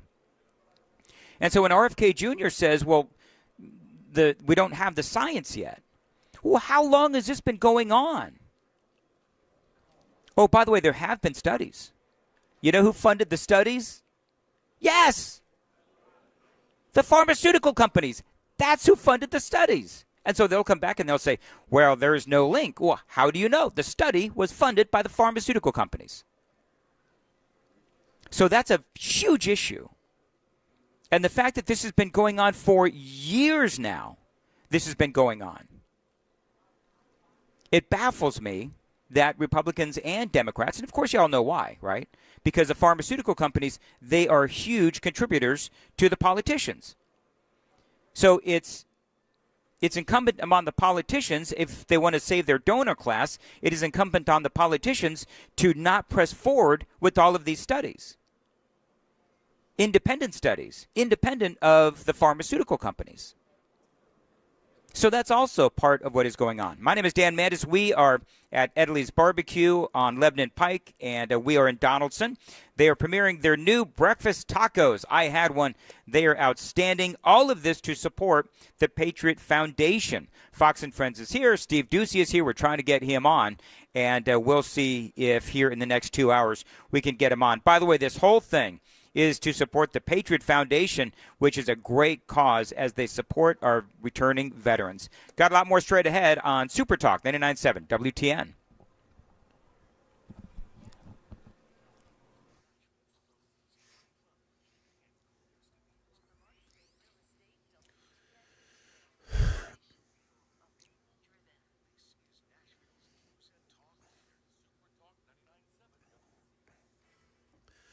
Good morning. It is 7 a.m. I'm Jay Harper with your top stories. A weather forecast and a traffic report are on the way.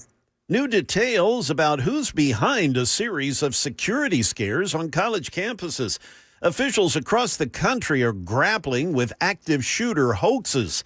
Here is ABC Mike Ijachi. In recent days, police flooding the University of South Carolina, the University of Tennessee, Chattanooga, and Villanova. We didn't hear anything, didn't see anything. An officer came in with his pistol drawn, asked us if we heard any gunshots. We said no. He said, pack everything up that you have, get out of the building. A swatting group called Purgatory is believed to be behind those hoax calls and nearly a dozen others, resulting in lockdowns and, in some cases, panic. A new scam involving artificial intelligence to drain victims' bank accounts. In this case, it was a deep fake video claiming to be from General Hospital star Steve Burton, conning a Los Angeles woman out of her life savings. Here's ABC's Sophie Flay. Authorities are investigating a scam that used artificial intelligence to create a deep fake video of General Hospital star Steve Burton, conning a Los Angeles woman out of her life savings. Hello, Abigail. I love you so much, darling. I had to make this video to make you happy, my love. Vivian Ruvalcaba says her mother, Abigail, who has bipolar disorder, believed she was in a relationship with the actor. Across the country, alcohol use is down, but recent data shows Tennesseans are still raising their glasses at a considerable rate. Data from the Substance Abuse and Mental Health Services Administration shows that adult drinking rates have decreased in every state from 2013 to 2023, except Tennessee, where the rate rose almost 7%. Despite the concerning figures, Tennessee still has a smaller share of adults who drink compared to the majority of states in the U.S. Let's get to the market numbers report. It's brought to you by Beacon Capital Management. They're online at beaconcm.com. Here's Dave Packer. NVIDIA reported its second quarter earnings after the bell Wednesday of $26.4 billion. That surpassed expectations, but the chipmaker stock dropped on news that its data center revenue came in below expectations. NVIDIA has emerged as a bellwether of an AI boom, accounting for about 9% of the S&P 500. Kroger, one of the nation's largest grocery store chains, is planning nearly 1,000 layoffs. Reuters reporting that in a memo, interim CEO Ron Sargent saying that the cuts will simplify the organization and free up money to lower grocery prices and help them add stores and add hours for store employees. The company's given no indication that these cuts have anything to do with tariffs. It's the third round of layoffs for the chain this year. Shares of Kohl's jumped a whopping 24% Wednesday after the department store beat spring earnings estimates even as sales slowed, which CEO Michael Bender blamed on the economy. Let's go ahead now and get to the stock futures before the opening bell. The Dow's up 62, the S&P up a half a point, NASDAQ's down 19 3/4. That's the latest news. Traffic and weather are next. I'm Jay Harper, WTN News.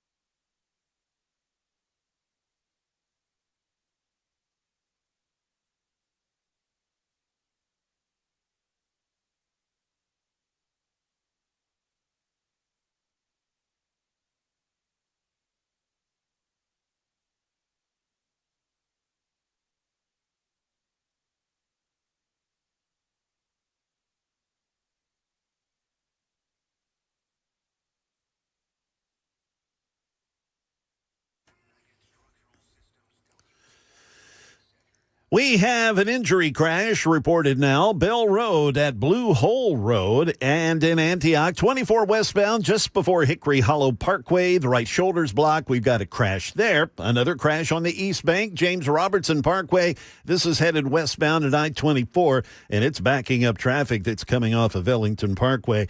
And finally, a crash also reported 65 southbound at Armory Drive.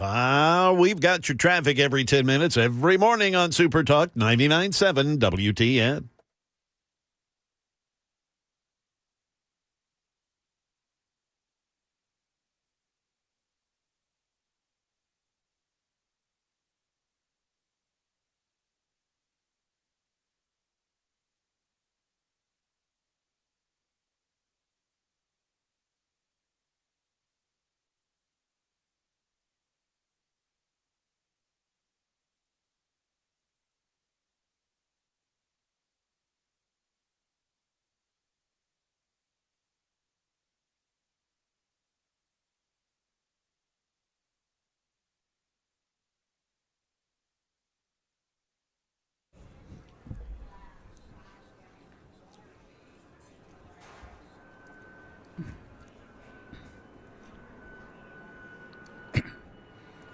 .706 on Nashville's Morning News on Super Talk 99.7 WTN. Good morning to your friends, live from Edley's BBQ in Donaldson.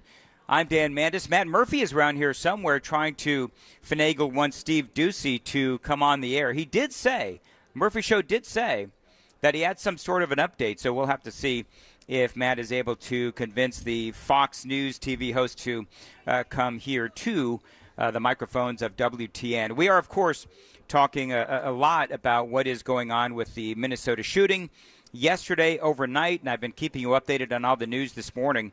A chilling memoir written by the Minneapolis shooter while attending a military-like school has been revealed in the aftermath of the slaughter, which left 2 kids dead Wednesday. The 23-year-old, then a boy named Robert, wrote an ode to death titled, "But Not the End." And you know what his big concern was?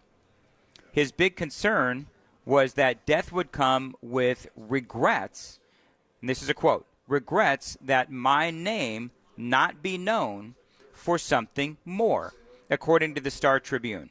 In other words, the gunman from yesterday, he wanted to be known for something, and that's why he did what he did. And so I am trying very hard not to use his name, which is, something in the past I haven't really embraced, but this one I am. And here's the thing.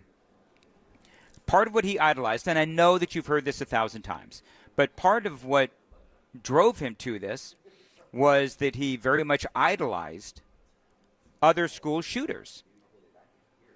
The chilling note came from his time as a pupil at St. Thomas Academy, a Catholic all-boys school in Mendota Heights, Minneapolis, where students are referred to as cadets, wear uniforms, and are trained in military skills. Now, everybody knows that he is trans, otherwise known as a man. 23-year-old transitioned when he was 17 years old as well. The suspect behind the shooting that left 2 children dead, 14 other children, and 3 adults wounded has been identified with online videos. He did have an obsession with other mass killers as well as elaborate plans before the attack began. Now, as you know, he killed 2 students, ages 8 and 10. 14 other students and 3 adults were also injured. He was very much of an anti-Semitic. I don't know if you've seen the news this morning. I've been talking about this. Some of you have heard this already. But on a lot of his guns and ammo and all that, he had messages. And those messages were anti-Semitic. There was messages like "Kill Donald Trump." Another message, "Where is your God?" Racial slurs as well. The names of other serial killers too.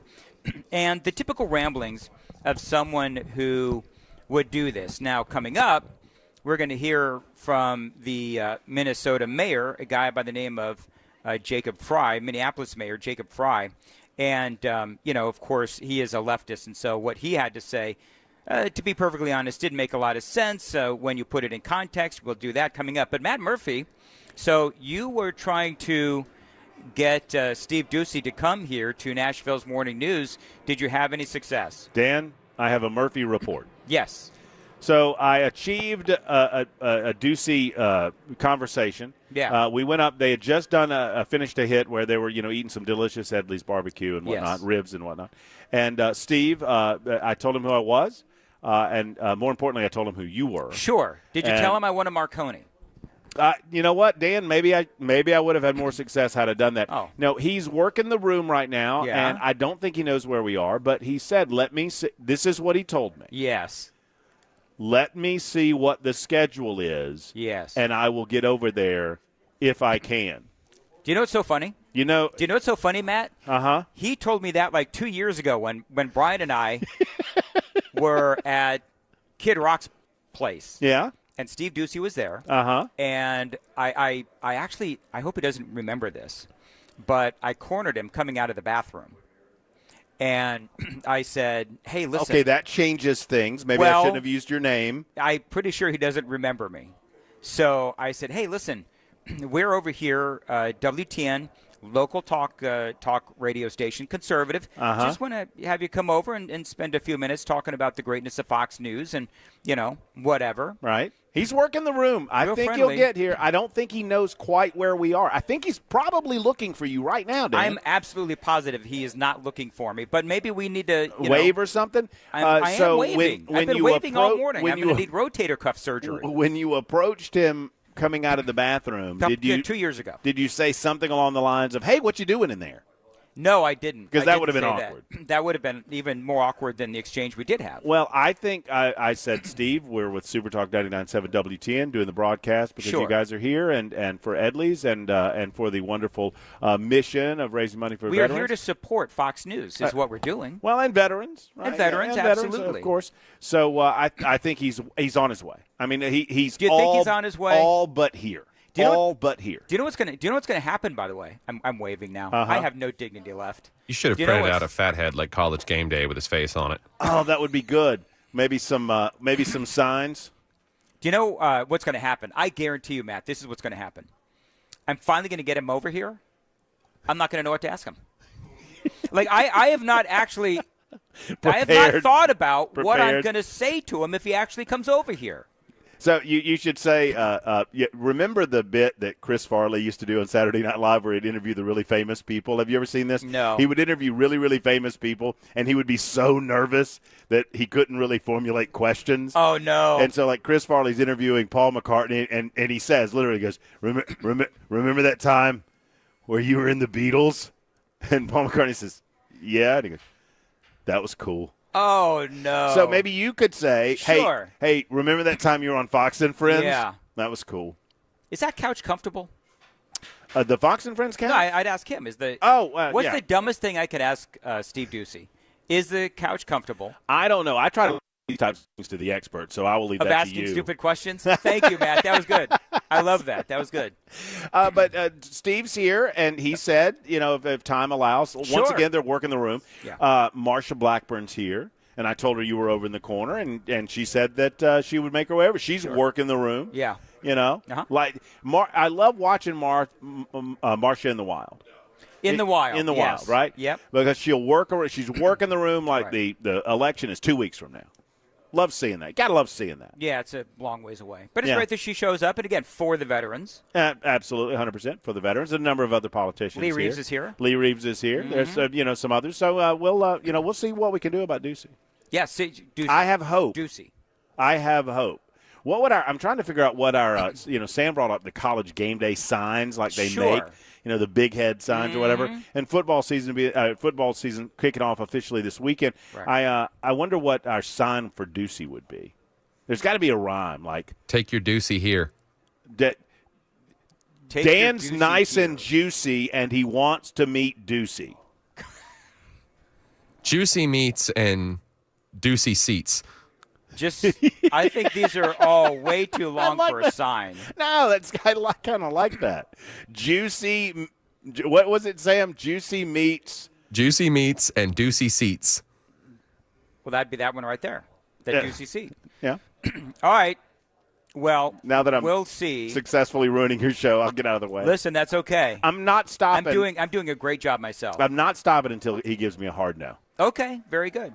Well, and just remind him, he promised me 2 years ago at Kid Rock's place. Okay, apparently they're doing another hit. They got to another part of the room. They're doing another hit. You want me to get in the back? You can see me. You want me to get in the back and wave? Sure, go ahead. Okay, I'm going to go get in the back on Fox News and wave. Okay, all right, yeah. I'll be back. That's Let's what check we want. traffic People- while he does that.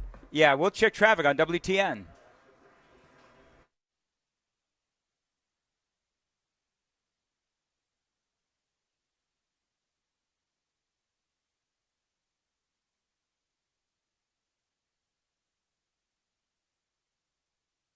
Weather goes today, partly sunny and a high of 85. Appreciate you listening to Nashville's Morning News on Super Talk 99.7 WTN. All right, I want to hear the typical ramblings of a Democrat as they respond to what happened yesterday in Minneapolis, Minnesota. This is the mayor of Minneapolis. This is a guy named I forget his name, Fry something. Is it Greg Fry? I can't remember now. But this is the mayor of Minneapolis. Go. Anybody who is using this as an opportunity to villainize our trans community or any other community out there has lost their sense of common humanity. We should not be operating out of a place of hate for anyone. We should be operating from a place of love for our kids. See, you know what I just heard there? I heard platitudes. I did. That's what I heard. I heard platitudes. It was a Of course we platitudinous love our speech. kids. Yes, it was a platitudinous speech. We do love our kids. But you know what else we've seen? Minneapolis mayor. We've seen members of the trans community, or non-binary people, carry out mass shootings in Maryland, Colorado, Colorado Springs, here in Nashville. I think there was one in Denver, if I'm not mistaken. Correct. Now, of course, in Minnesota and, Nashville. So, and I'm sure that there's more that I'm missing.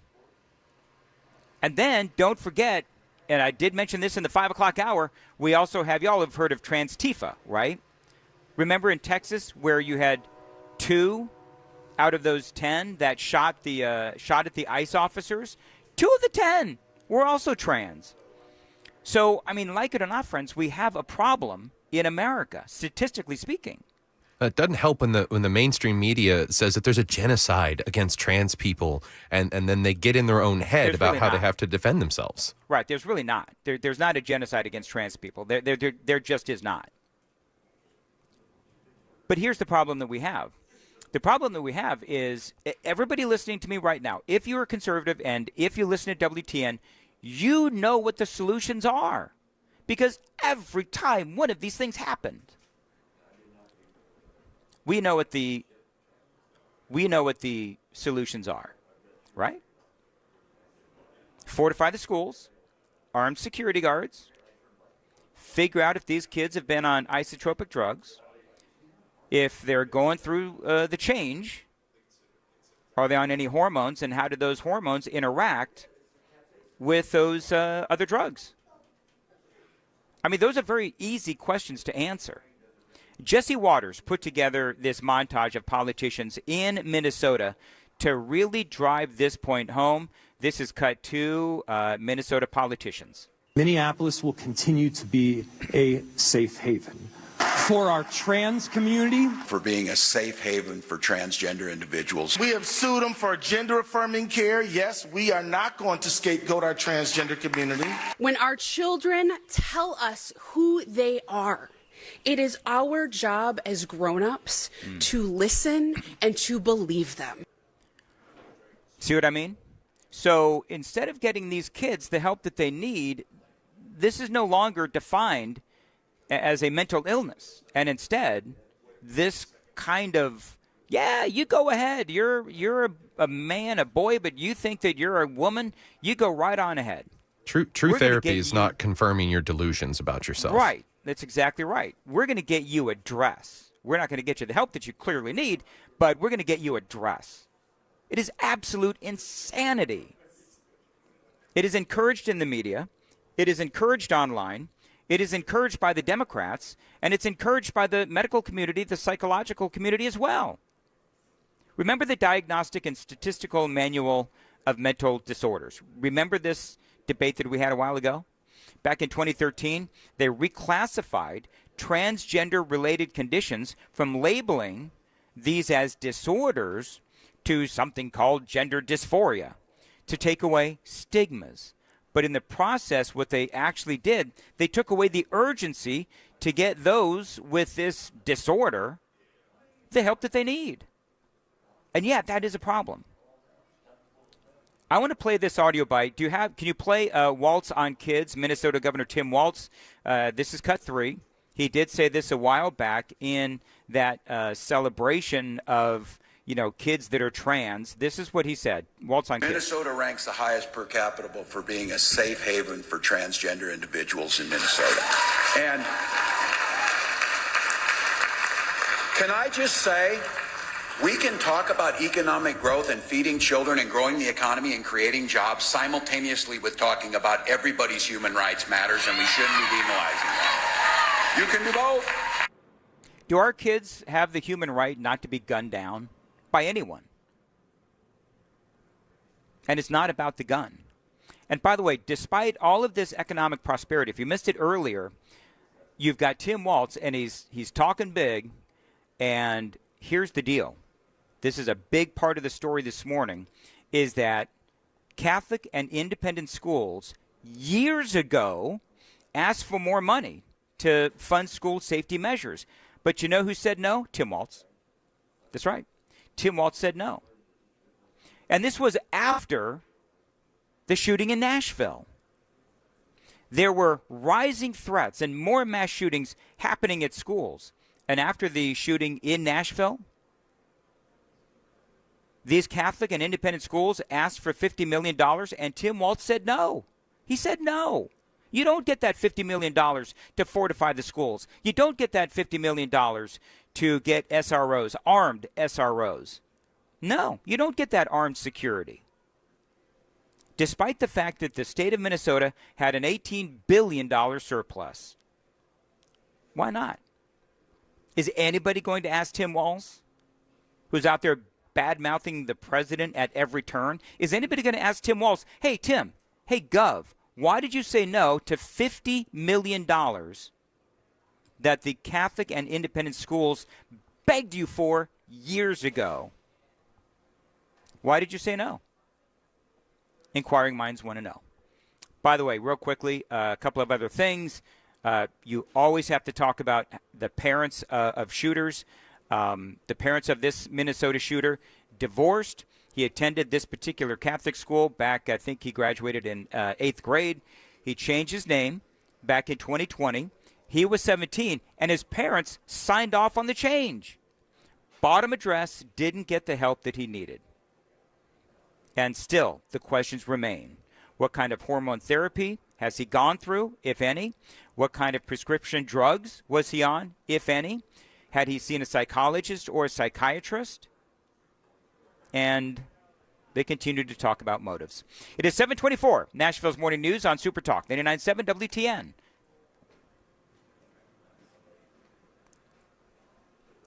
Jay Harper, what's coming up in the news? Yes, sir, Dan. Of course, the top of the news, as you've been talking, is this shooting in Minnesota. We'll have more on that, the latest. And it's been 18 months since a Hendersonville teen vanished.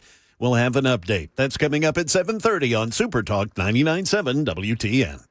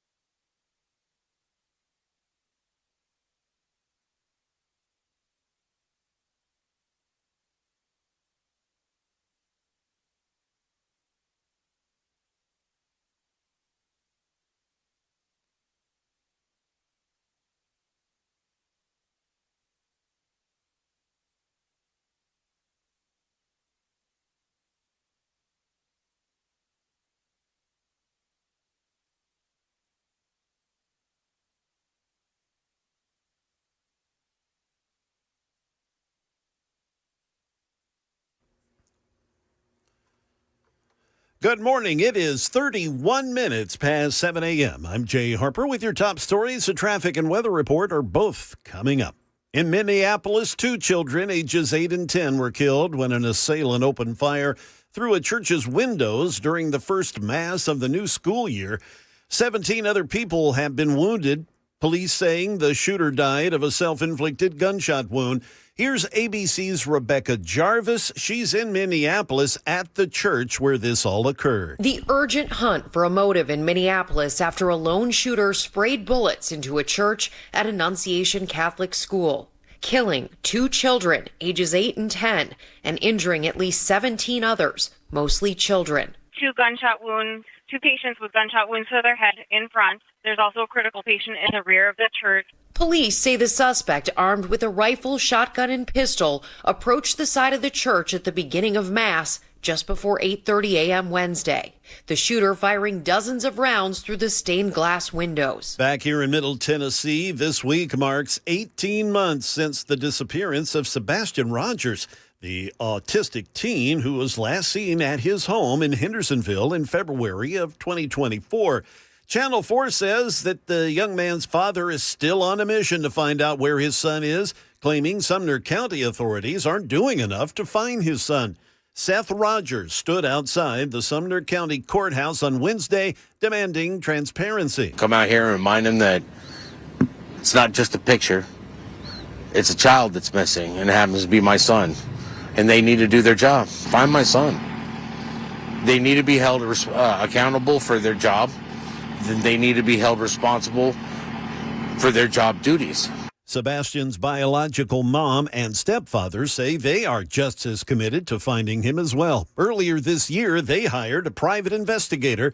A $50,000 reward from the FBI is still on the table. That's the latest news. Traffic and weather are next. I'm Jay Harper, WTN News.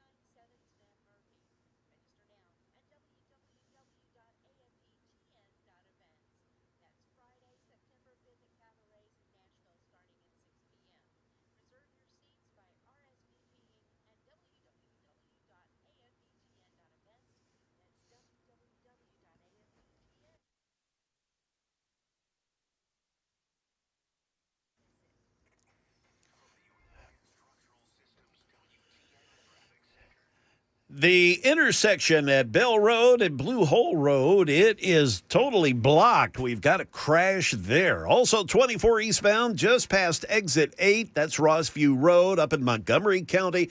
We've got a crash up there. You've got stop-and-go traffic all the way from Wilma Rudolph Boulevard. 65 southbound at Trinity Lane, another crash reported. And we've got a wreck, James Robertson Parkway, westbound at I-24.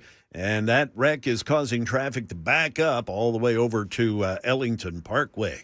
We've got your traffic every 10 minutes every morning on Super Talk 99.7 WTN.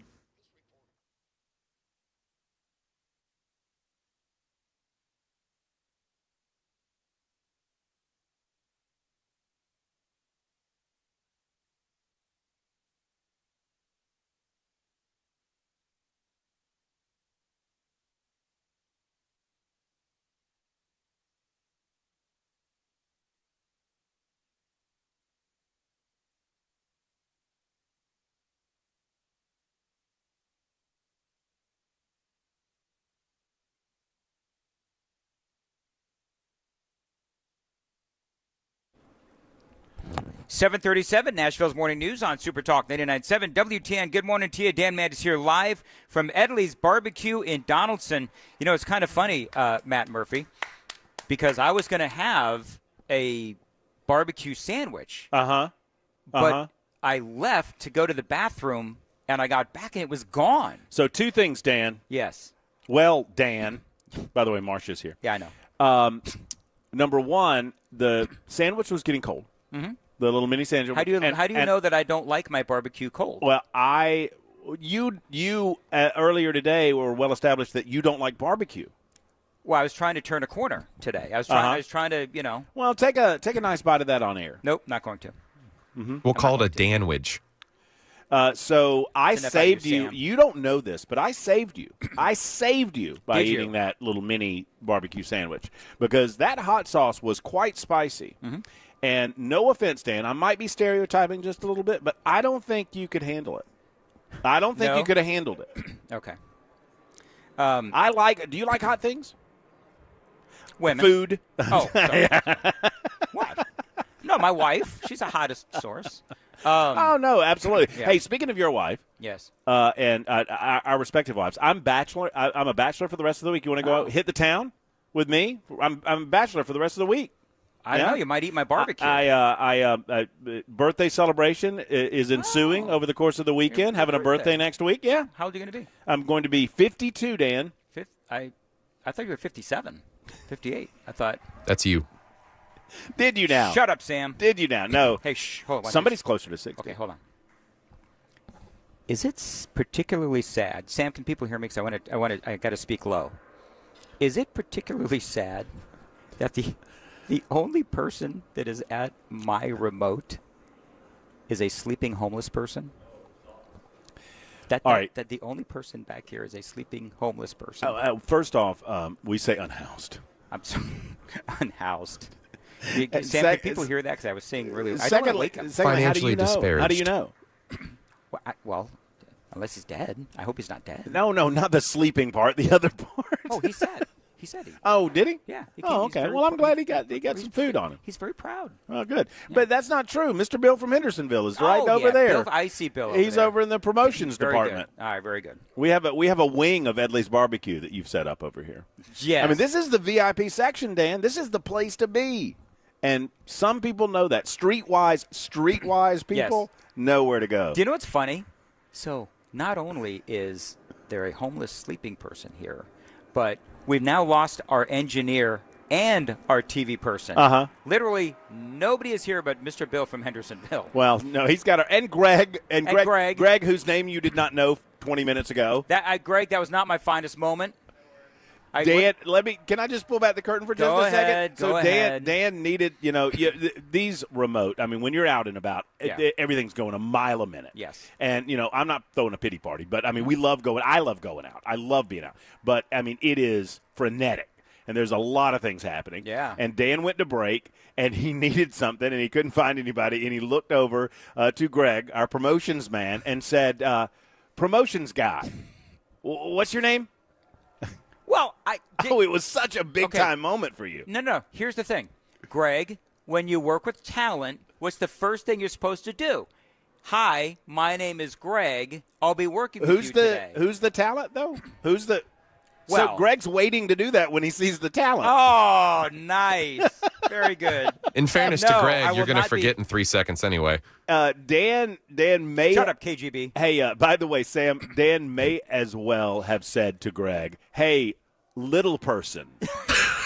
No. Do my bidding. Oh, no. I am your superior. Listen, I don't need to clutter my mind with a name that means nothing to me.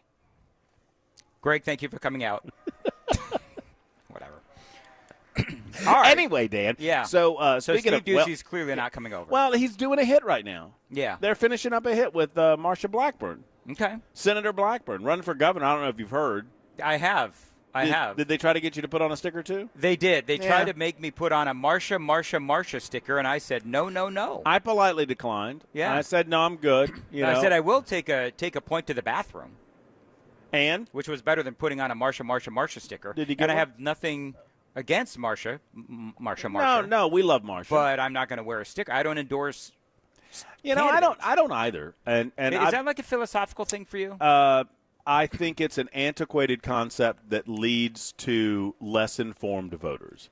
I do not believe that voters should rely, as much as they appreciate your opinion, right, as much as they value what you have to say in your commentary on the news of the day. I don't believe voters should ultimately rely on "quote unquote" endorsements. And maybe and I'm not trying to say that anybody that does it is wrong in any way. I think it's a self-aggrandizing thing on one side of the ledger, and it leads to a less informed voter population on the other side. Yeah. I mean, a lot of people in our business love the idea of politicians begging for their endorsement, and I just don't. So mine is, and people have heard me say this before, but mine is, number one, I refuse to give politicians my endorsement because if they do something really dumb, then I'm going to look dumb. That's number one. Mm-hmm. Number two, because I don't want people to come out and say, for example, I had Andy Ogles on my show, many times. As a matter of fact, he announced on my show many years ago. And so I had some people that thought that I had endorsed the congressman when I never did, because I don't. But people still had that perception that I endorsed him, and they were disabused of that notion, as our friend Brian Wilson said. But that's the point, is that Ogles, over time has done some things that I haven't liked. And so people are like, well, Dan, you endorsed him. No, I did not. So that's number one. Number two is I refuse to believe that my endorsement is all that important.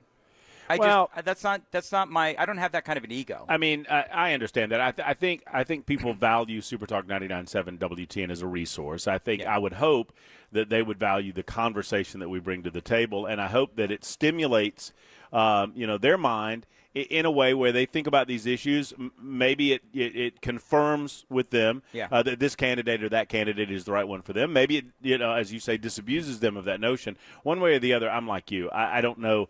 I don't know that you should be relying on the loudmouth in the afternoon on Super Talk for your endorsement advice or for your particular voting patterns. At the same time, we hope to necessarily. I'm going to get out of the way. No, she's coming right over here, and I'm getting out of the way. It is 7:45. Time to check the roads on WTN.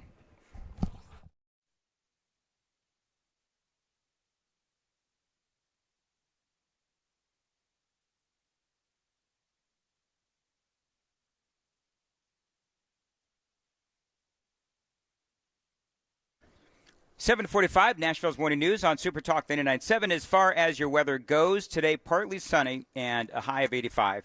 Appreciate you listening to Nashville's Morning News on Super Talk 99.7. Senator Marsha Blackburn has just sat down at the now, I'm glad that you were able to find the important part of the building. I know that there's that Steve Ducey guy over there.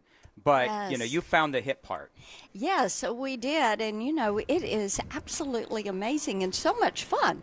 So many Tennesseans are out here early this morning. And, see, they're figuring out what you have to put up with to get up early and be on the air. I tell you, it's not easy. All right, so let's talk about not to be a Danny Downer, but I mean, I feel like you've been all about, over the years, protecting children, Yes. with online and all that. So, just give me your thoughts on what happened in Minnesota yesterday. Oh, it is completely heartbreaking.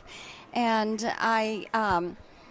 no one wants children to be in an environment where they're going to be hurt, and to see what happened is just heartbreaking. And these children are going to bear this for the rest of their lives. And I was disappointed with some of the officials in Minnesota that tried to make it about taking guns away from law-abiding citizens. They tried to make it about trans, and don't hate on trans, and taking the attention away from the children. But Dan, that's where they pivot immediately. Yes, is they want to attack the Second Amendment, and I wish they would work with us on how we protect children. I've had a bill, the Safe School Act, since 2018, have tried to get it passed. Democrats don't want anybody with a gun on the school campus. And, one of the things, too, I found out, and Fox is reporting, this school asked the state of Minnesota for extra help. $50 million is what they were looking for, and Tim Walz said no. That's right. And you do need that ability to harden these schools. And that's why I've tried to pass the Safe School Act, which would be grants to both public and private schools to protect our children. And I just heard that yesterday, and it just, it makes your heart weep. And you want to just wrap your arms around these families. And I just pray that God will be merciful and gracious to these families and just hold them close. One of the things that I noticed, and you spoke about that just a second ago, but where you had Jacob Fry, the mayor of Minneapolis, where he spoke about how, don't use this as an excuse to hate on trans people. Nobody is. I think what they're doing is they're trying to use that as a defense mechanism because they want to paint our side as hating on trans people, which we're not, but we know what they're doing. They're trying to demonize Republicans. They're trying to obviously demonize guns. It is just what they do, as opposed to actually trying to find a solution. That's right. And hardening the schools is a solution, and making certain that people that are severely mentally ill are going to be in a place where they are getting that care, changing how they look at what happens on social media with people that are severely mentally ill and posting. And I just, my heart breaks for these families and for all that happened. Well, you are, of course, running for governor, and yes. If the people of Tennessee choose you as their next governor, what would your plans be to try to avoid this kind of thing in Tennessee? And of course, the Safe School Act is something that Tennessee has put a part of that in place. We know that is going to be important to do. I think it's important also to assemble a group that looks at this issue holistically, and this is something that your General Assembly would need to do, your leader and your speaker, and say, okay, how do we address this? How do we make certain we protect law-abiding citizens' Second Amendment rights? How do we make certain that we're going to keep children safe and we're going to keep the public safe?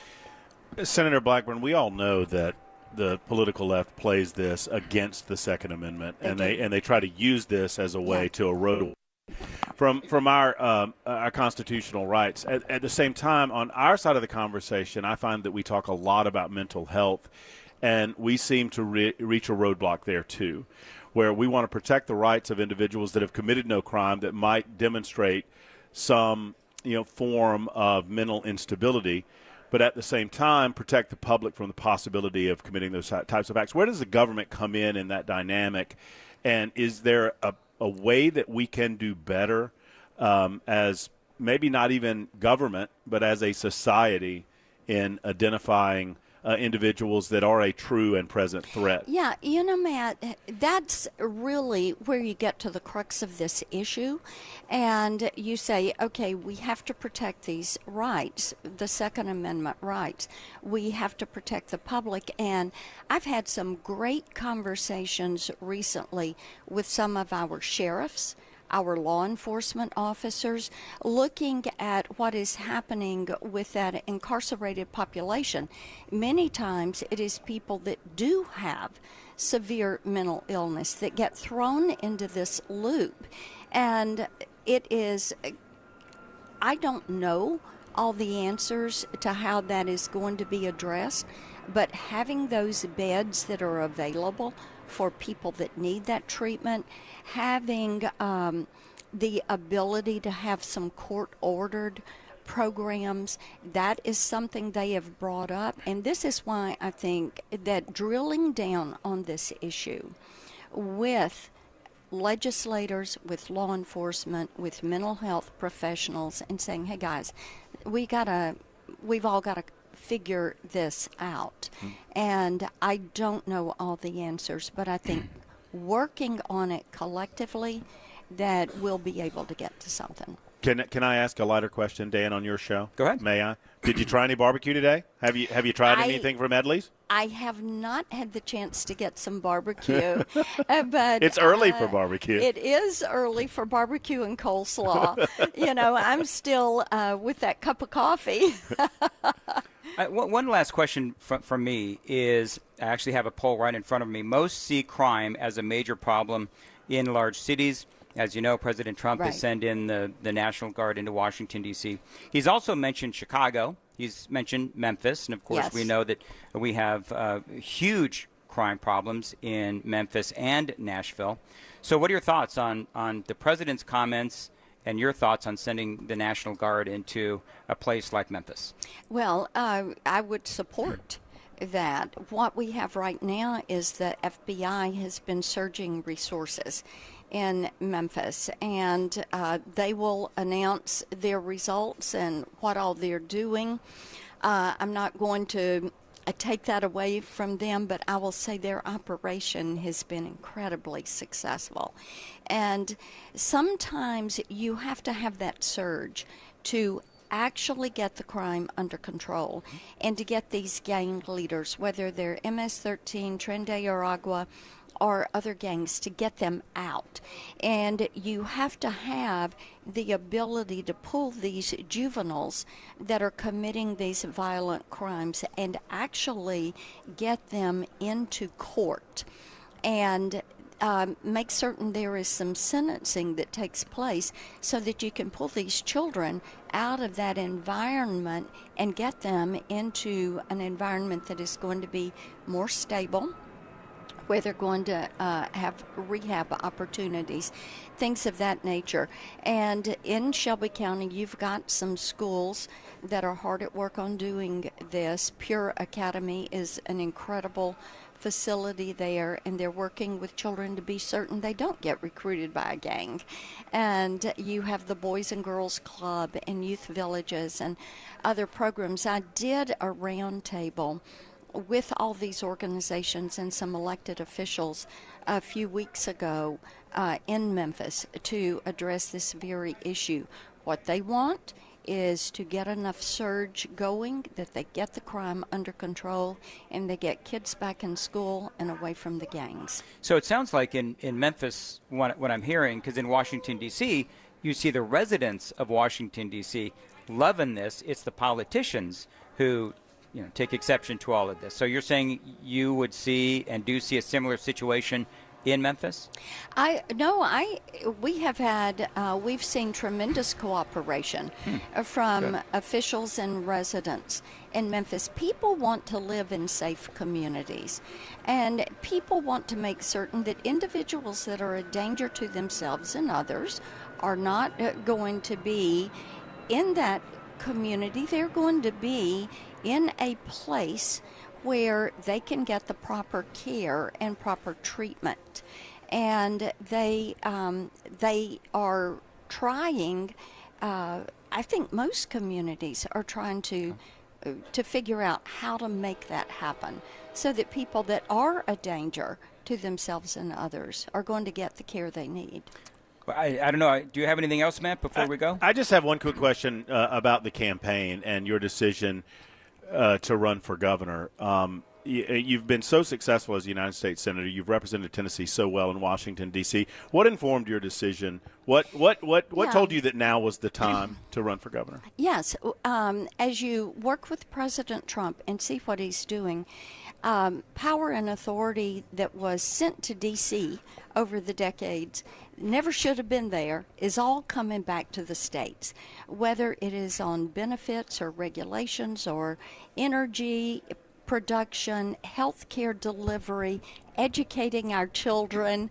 All of this is coming back. And as you look at this, you know we're going to have one shot at doing this right. So just as Tennessee did a reset after the state income tax, we've got to do a reset of how we take this power and authority back. And that is why Trump is going to need such strong governors. He's going to need a great class of governors, because if we don't do it right, what's going to happen? All the power goes back to D.C., and the federal government will be stronger than ever. We as conservatives have said for years, let's get this authority out of D.C., let's get it back to the people and to the states, and now we've got that shot at doing that. Senator Marsha Blackburn, always great to have you on the morning show and the afternoon show and on WTN. Good luck as the campaign continues. Always an honor. We'll return next on Super Talk 99.7 WTN.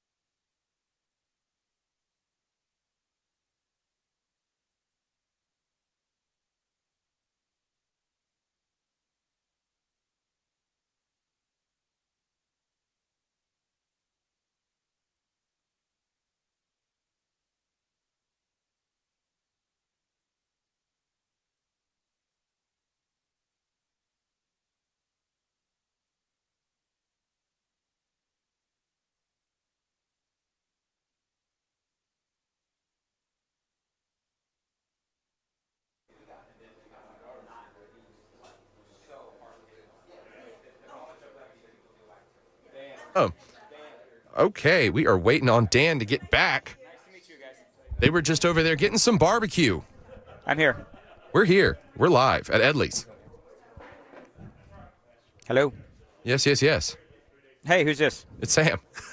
Sam, I thought Leviticus was taking over. We're going over stuff. It's all good. Okay. It's all good. How are things there? Fine. I just, doing my thing. Doing your thing. Yeah. Let's see. Trying to figure out.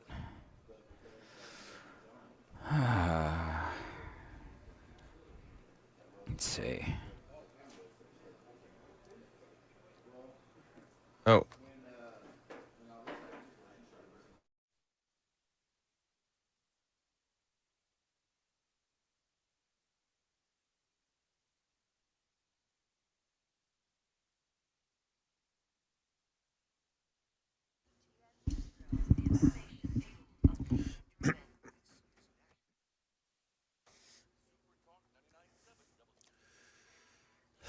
We are coming up on 5 minutes past the hour of 8 o'clock. I'm Jay Harper with your top stories. Let's get to them. In Minneapolis, 2 children ages 8 and 10 were killed when an assailant opened fire through a church's windows during the first mass of the new school year. 17 other people were wounded. Police say the shooter died from a self-inflicted gunshot wound. Here's the mayor of Minneapolis speaking with ABC News this morning. It could have been a whole lot worse, but for the incredibly brave faculty and teachers that protected these kids from harm, the police officers that ran towards danger when the rest of us could have ran in the other direction.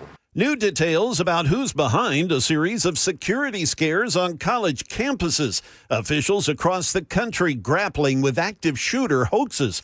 A swatting group called Purgatory is believed to be behind these hoax calls, which can result in lockdowns and, in some cases, extreme panic. Here's John Cohen, who is with ABC News and a former Homeland Security official. Purgatory is a group of young people that are located in various countries. They come together online and they operate as an organized cell, engaging in swatting for hire or swatting for their own purposes to include gaining notoriety. They want to gain notoriety so others will hire them for more swatting. That's the latest news. Traffic and weather are on the way. I'm Jay Harper, WTN News.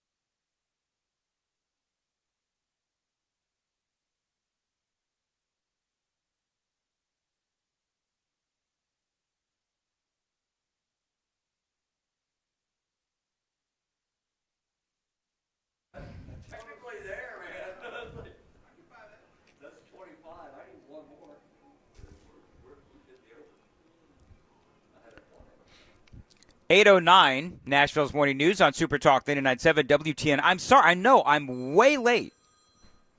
But here's the thing, when you have a senator there and you've only got a couple of minutes, we wanted to get some good questions in with Senator Marsha Blackburn. We did that. The answer to the many questions on the super text line, is Dan landing a plane? Heavens no. But we Could you do it? We're like right. No, I couldn't. Are we? We are in the direct path of BNA.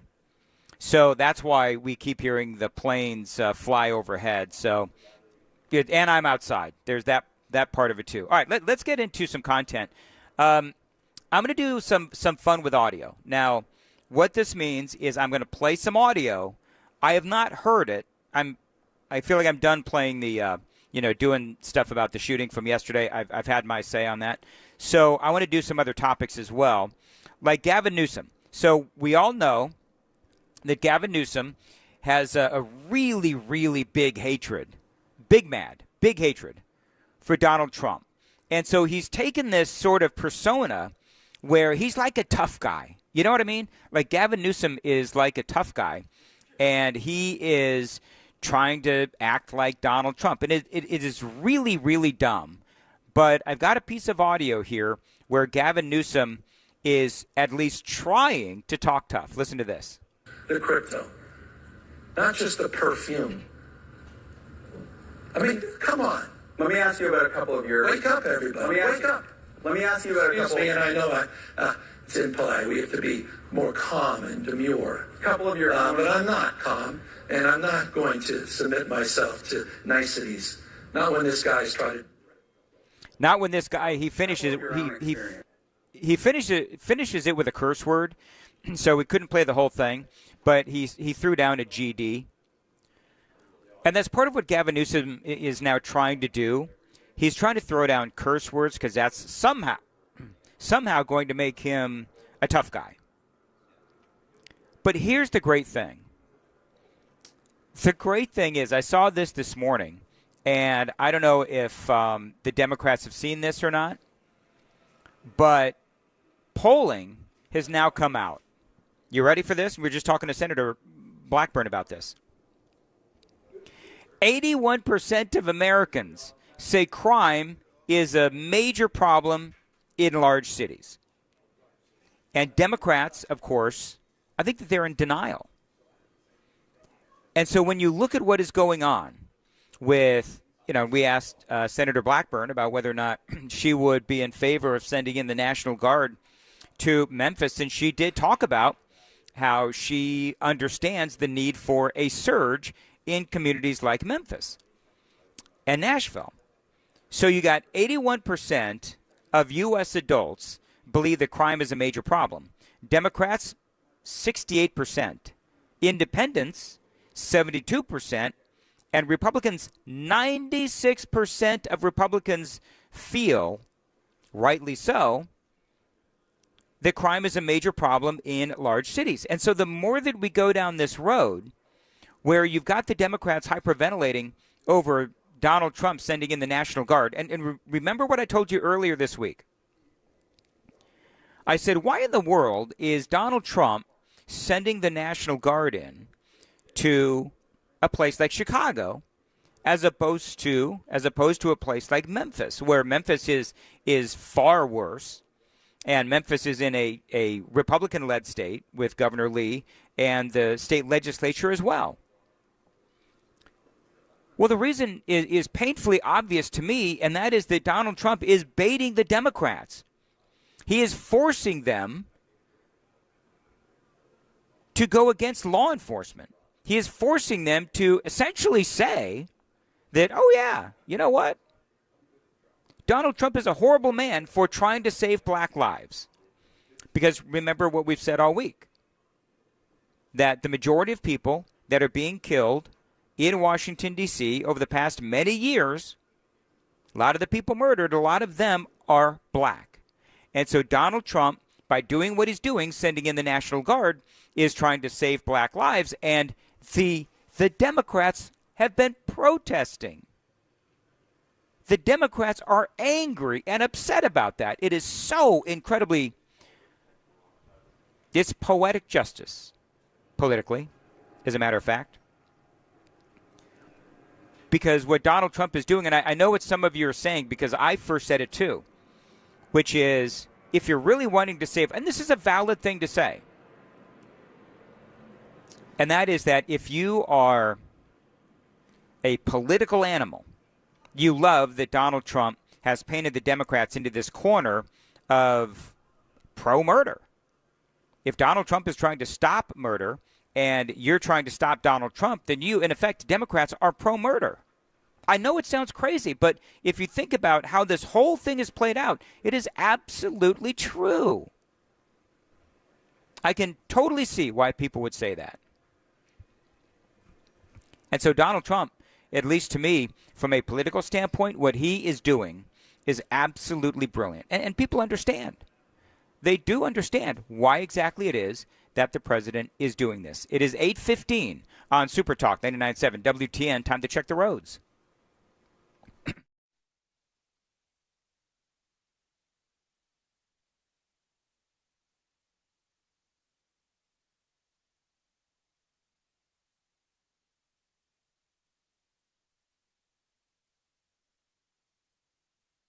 Weather goes partly sunny today and a high of 85. Appreciate you listening to Nashville's Morning News and Super Talk 99.7 WTN. We are live at Edley's BBQ in Donaldson.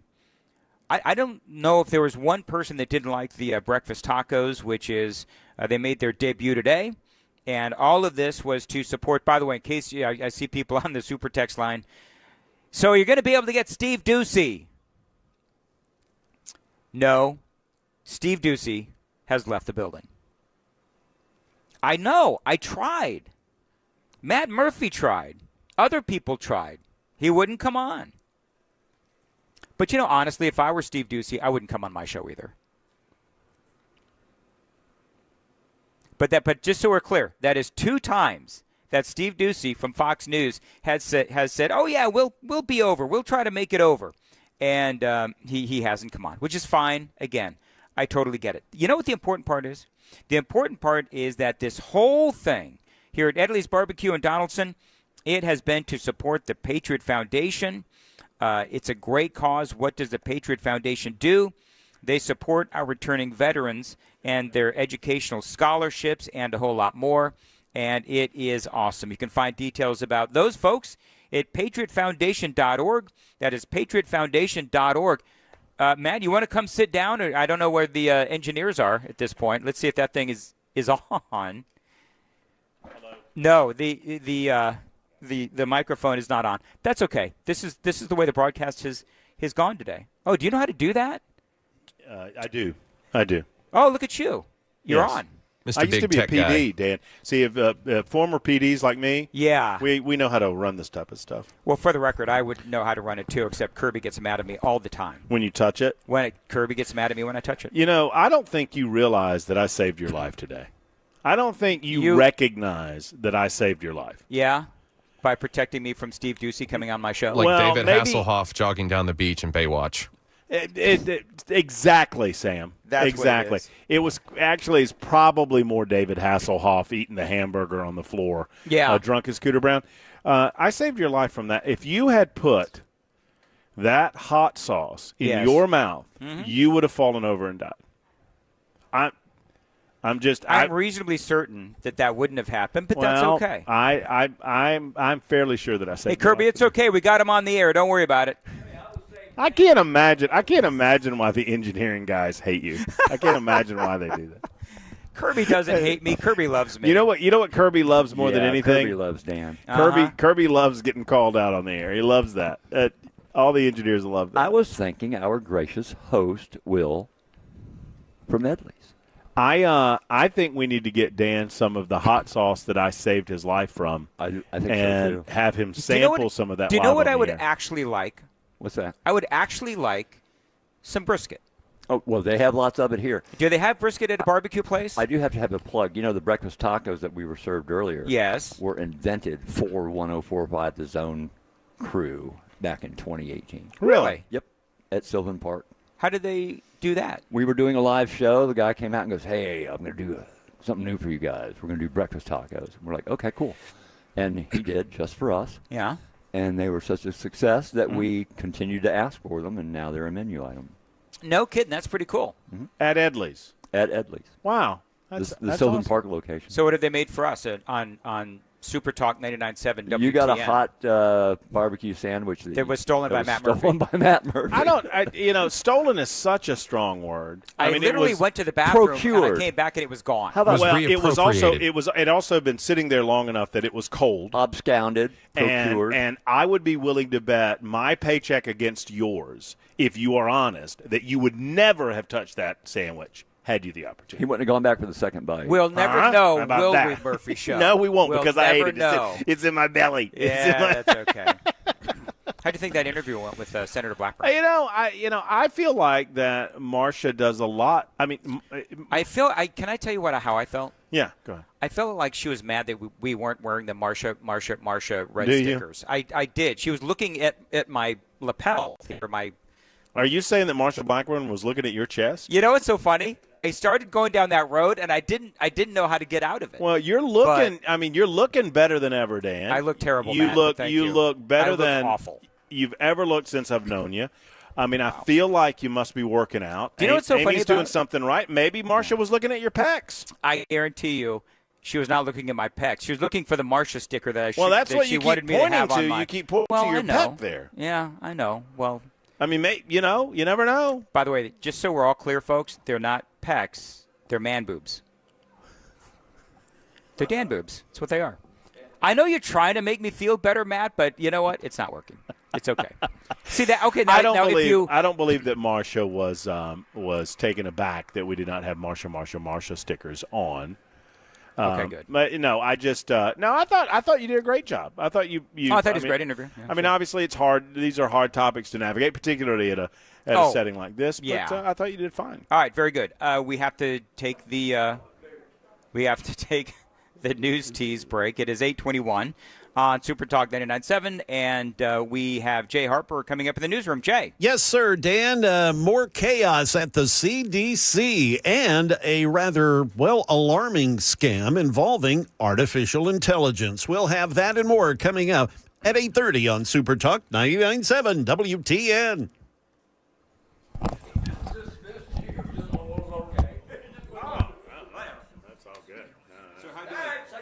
How do I get some brisket?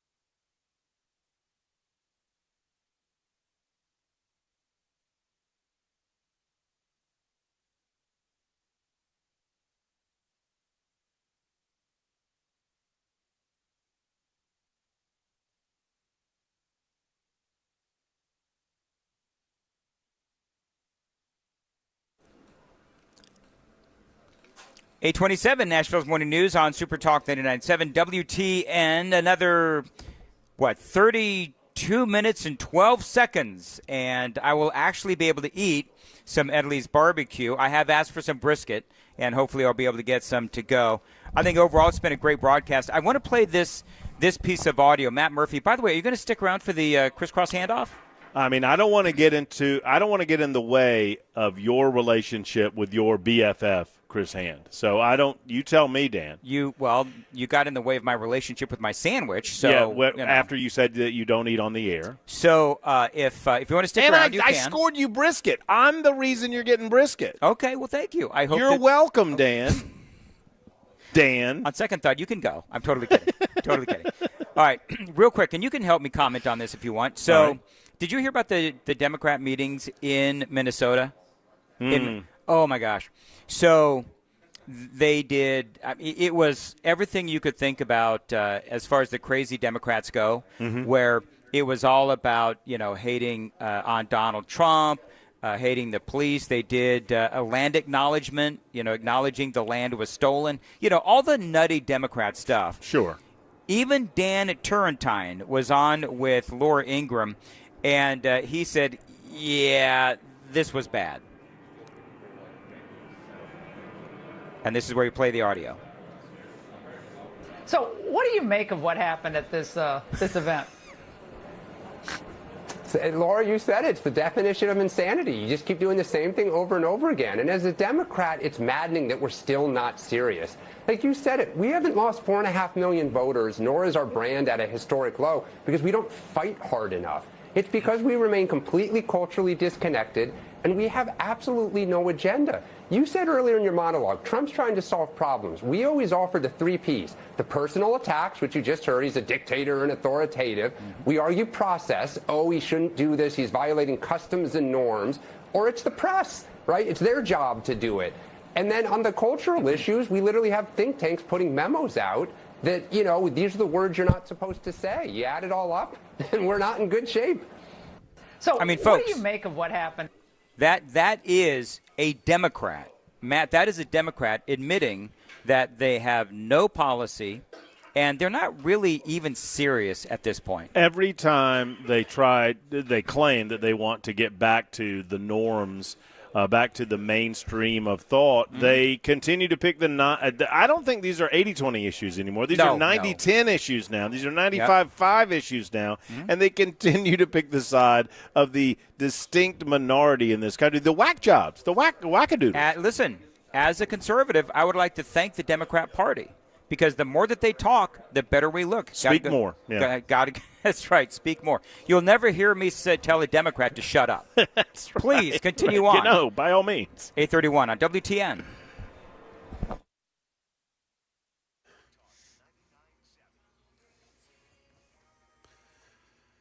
Yes, good morning. It is 31 minutes past the hour of 8 o'clock. I'm Jay Harper with your top stories, a traffic report, and a weather forecast are coming up. Chaos at the Centers for Disease Control with the forced departure of the newly hired chief and resignations by other top CDC officials. Details from ABC News Chief White House correspondent Mary Bruce. The White House says they've fired the new director after a tense confrontation with HHS Secretary Robert F. Kennedy Jr., in which he insisted that she commit to his changes to vaccine policy and tried to pressure her to resign, but she's refusing to leave. Her lawyers say the notification she received is, quote, legally deficient and that only the president himself can fire her. At least 4 other top CDC officials resigning overnight, including the chief medical officer and the director of the immunization center. A new scam using artificial intelligence to drain victims' bank accounts. In this case, it was a deep fake video claiming to be from General Hospital star Steve Burton, conning a Los Angeles woman out of her entire life savings. According to a police report, Abigail sent the scammer, posing as Burton, more than $81,000 in gift cards, cash, and Bitcoin after he told her he had lost property in the LA wildfires. The real Steve Burton says, unfortunately, he's heard stories like this before. That's ABC's Sophie Flay reporting. A crash involving a school bus has been reported here locally in the Antioch area this morning. Reports indicates that there are injuries, though it's currently unclear if any students were on the bus at the time of the incident. The crash happened at the intersection of Bell Road and Blue Hole Road near I-24. We talked about that crash in our traffic reports here this morning. Again, if we learn any other details about this, we will certainly pass that on. That is the latest news. Traffic and weather are next. I'm Jay Harper, WTN News.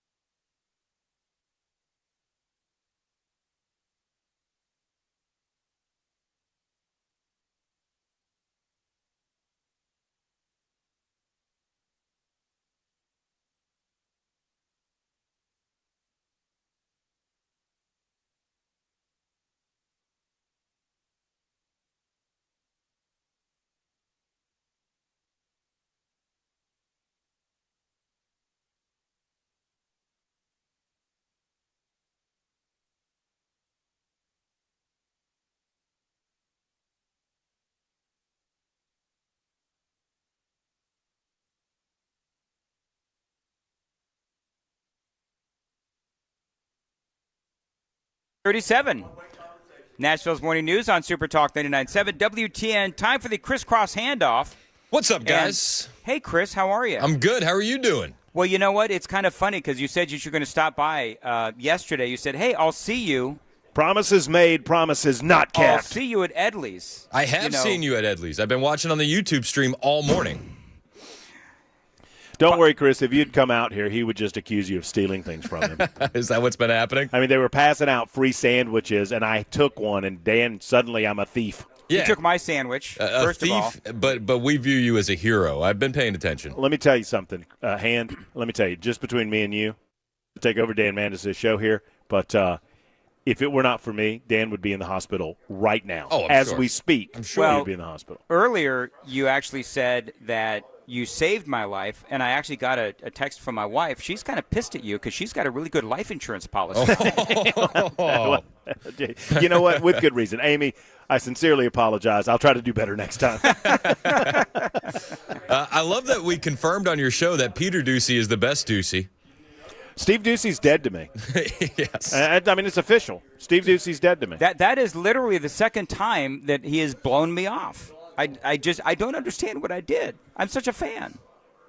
Yeah, I don't. Well, maybe Chris he heard that you said that my first question should be, how does it make you feel that your son Peter is doing so much better than you? that probably isn't a good lead.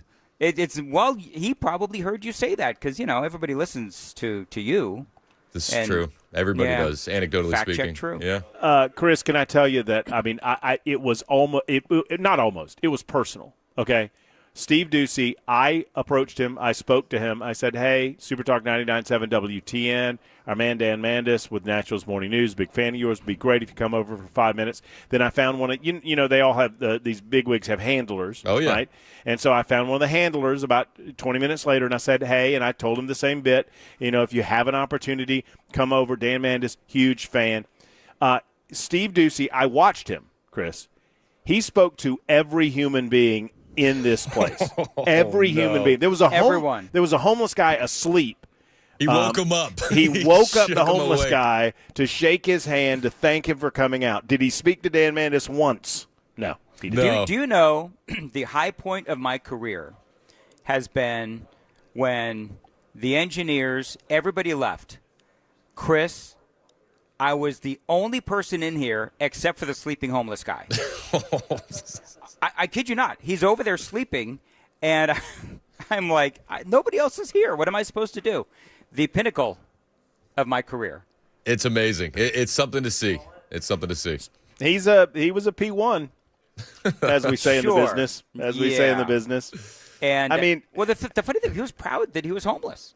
I thought you were assuming that, but he told you that. He literally said, "I'm homeless," and. Well, he got a few breakfast burritos, and he got those on his belly, and it made him sleepy, and so he had to take a little nap. The best thing about that whole experience was he said, "I listen to you all the time." I said, "No, I didn't say this," but no, you don't.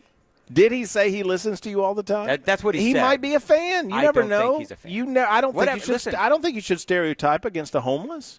They have little portable radios. They have little transistor radios. You know what? Some of those homeless folks have better phones than I do. That's true. That's true. That's exactly right. So anyway, but I think that it's been a fun broadcast, and definitely, again, a sleeping homeless person is the first time that it's happened to me. Usually having, a sleeping homeless guy at your radio broadcast, that happens early in your career. I feel like I've actually accomplished a lot in my career. That's the first time it's ever happened. Have you ever been threatened at a remote? I certainly have. Yeah, well, you kept calling it Tim Ford's Lake. I feel like the threats were the threats were good. You needed that. Julie came up to me about the Tim's Ford Lake deal, Chris. It was later when Bob took exception with my conversation about how awful the FBI was, where Bob came up and told me, "Hey, buddy, I know things." Ooh. And I'm like, "Oh, what things do you know? You think I'm going to tell you?" Like, no, I do not, sir. Bob was Kirby was there. Bob was very angry. Very, very angry. And what did you say that made Bob so angry? That basically the FBI sucks, and I mean, and I think that's fairly. I mean, I don't think that's as it turns out. As it turns out, I think I was right. Yeah. The FBI was withholding information and that they were classifying too much information and they needed to declassify a lot of what was classified. It was kind of during the time where they were claiming that Donald Trump had all these top secret things down at Mar-a-Lago, which was ridiculous. I mean, some of the classification systems they use. Right. I was discussing that and how they use classification system as a shield to prevent the American people from knowing what they're really doing. Right.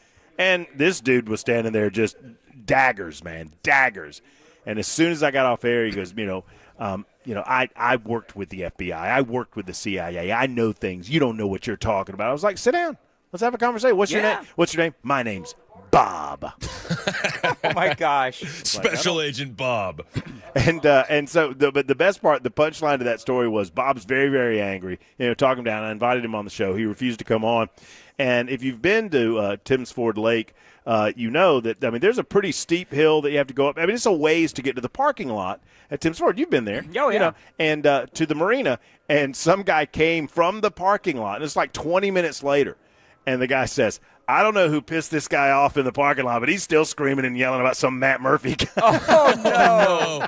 That's awesome. That's hilarious. And then he told me he was homeless and he was coming to Edley's to meet Dan. Oh, my gosh, you're so funny. Yeah. I mean, you've had an exciting morning. Marsha Blackburn staring at your pecs. That's pretty cool. Yeah. No, Chris. Chris, I was corrected. Those are not pecs. Those are Dan boobs. I was corrected by you. You were corrected by me. Mm-hmm. Do you know what Amy actually said that? Amy said, if you just shut up about it, people might think you're actually, ripped like Joe Rogan. People might. That's what she said. What? I'm so mean because my first thought was, what? Who are these? What people? The ones sleeping outside the remote. The blind people? What Whatever. people? Have you guys heard of Shrekking?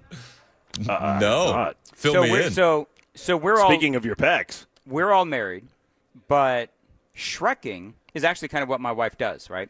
Shrekking is dating down and settling for ugly partners. There's actually now a phrase or a term for it, Shrekking. There's a lot of security. There's a lot of security in that.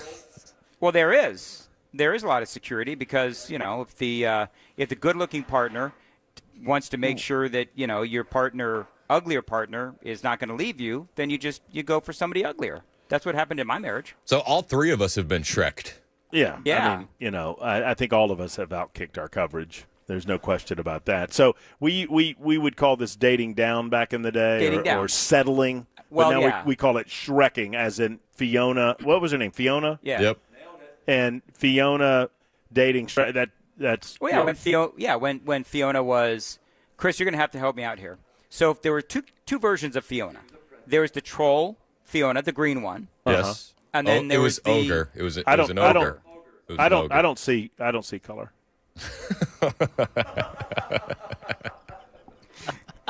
And then there is the pretty redheaded Fiona, right? Yes. Here, look. Yeah, yes. Matt, that's the pretty redheaded Fiona. I remember seeing this movie and being very annoyed that she chose to be a troll at the end of the movie. It's like, you could choose to be, good looking. Yeah, she could have. Right? Yeah. I guess that wouldn't be good for Shrek. She chose not to. Chris, are you with your kids? Are you at the age range where you guys watch the same movies over and over again? I've seen Shrek about 1,000 times. We watch The Sandlot a lot. That is, it's one of the most classic movies of all time. But you're killing me, Smalls. I don't mind it. But we watch The Sandlot quite often at my house. So you're killing me, Smalls. I think that's from The Sandlot. Oh, right? yeah, it is. Yeah, it is. It really, really bothered me that one kid didn't just go to the front door and knock on the front door. I know that I'm looking too much into the movie. I know. But there was I'm there was the backstory. You know what happened to the other kids? They're buried in the backyard. Man up and go to the front door and knock on the front door and say, "Hey, you got my baseball in the backyard." That's all they had to do. That's all they had to do. And remind me what happened. I don't even remember. It's been so long. It was James Earl Jones was in there, and he had baseball signed by Babe Ruth or something or another. It was Darth Vader's house. Right. That's right. Well, this is what happened after Darth Vader lost the Empire. It was Darth Vader's house. You can't go in there. Yeah. I mean, after he got beat by that kid on Tatooine, his life really went to hell. Lost his whole career, he did. Speaking of losing your career, how do you think the remote went today? Terrible, actually.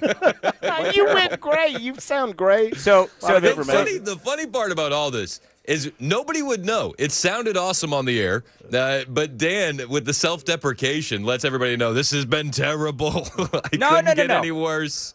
And this is no disrespect to anybody, but it's like, and I don't know if you heard it on your way in, I would introduce an audio bite, and it's like the SpongeBob voice, 20 seconds later. The audio bite finally plays. I mean, maybe only a radio person understands this, but as listeners, when the host says, and this is what he said, and then there's silence, and then I'm going, Sam, you're going to play the audio, Sam? And finally it comes up. Then I realized that I was on the air. I noticed a subtle shift in your strategy. When you would go to intro, you go, that's cut two. So, yeah, I was about to say. It still didn't help. Maybe take a cue. Maybe there's a reason that Levin does it the way he does, where he just screams, cut one, go. Cut two, go. Well, and I'm not throwing Sam under the bus because there are better programs than others to play audio in a studio, and he was using the one that is not good, but that's the one that he has. So Sam did a great job today. Leviticus is in for Sam now, and Leviticus is You made Sam go home because he did such a poor job? Sam walked out. He stormed out of this place. He said, I know what KGB was talking about now, and he left. He just fled. I had to console him in the hallway. I bet right now, somewhere in Nashville, Tennessee, Sam, that homeless dude, and Steve Ducey are getting together to talk about you, Dan. All right. They're probably right. All right. I mean, Ducey is dead to me. He just completely – he saw where you were. I saw him glance over here. What did you do to him? What do you think you did to him? There was that bathroom encounter that I told you about a while ago, and when I was at Kid Rock's place, I tried to lasso him for the radio show then, and he blew me off then, and he probably remembered my encounter with him at the bathroom. He probably thought to himself, this is Fox and Friends, not Fox and Creepers. That guy. Yeah, I mean, who among us has not had a bathroom encounter with Dan Mandis? Apparently it gets a bunch of hands just went up, Chris. Apparently I get around. A bunch of Consider yourself lucky, Kirby. All right. Very good. Moving right along. All right, so real quick, Chris, what do you have coming up on your show? Well, we're going to talk about what happened in Minneapolis yesterday, and we're going to really focus on the trash takes. There were a lot of trash takes from liberals, but there were some trash takes from conservatives as well. Trey Gowdy. Why does anybody put Trey Gowdy on TV anymore? Awful. He was in on the Russia hoax. Then he was saying that, arresting these guys isn't the only way we can hold them accountable. And now he's blaming an entire race. I wonder if this guy would have the cojones to say, in Chicago, the problem is always a black kid with a gun. And we really got to address that. He wouldn't. He would never. And he'd be canceled for that. I'm going in on Trey Gowdy today. And then you know what I'm going to do after the show? I'm going to send him an email, and I'm going to say, hey, would you like to come on to promote your new book? And I'm going to set him up. Are you going to set him up? I'm going to try. Oh, I would love that because, for those that don't know, Gowdy said, his quote was, and I know you have this clip, Chris, we're going to have a conversation of freedom versus protecting children. How many school shootings does it take before we have a conversation about keeping firearms out of? And then he interrupted himself and said, it's always a young white male, almost always.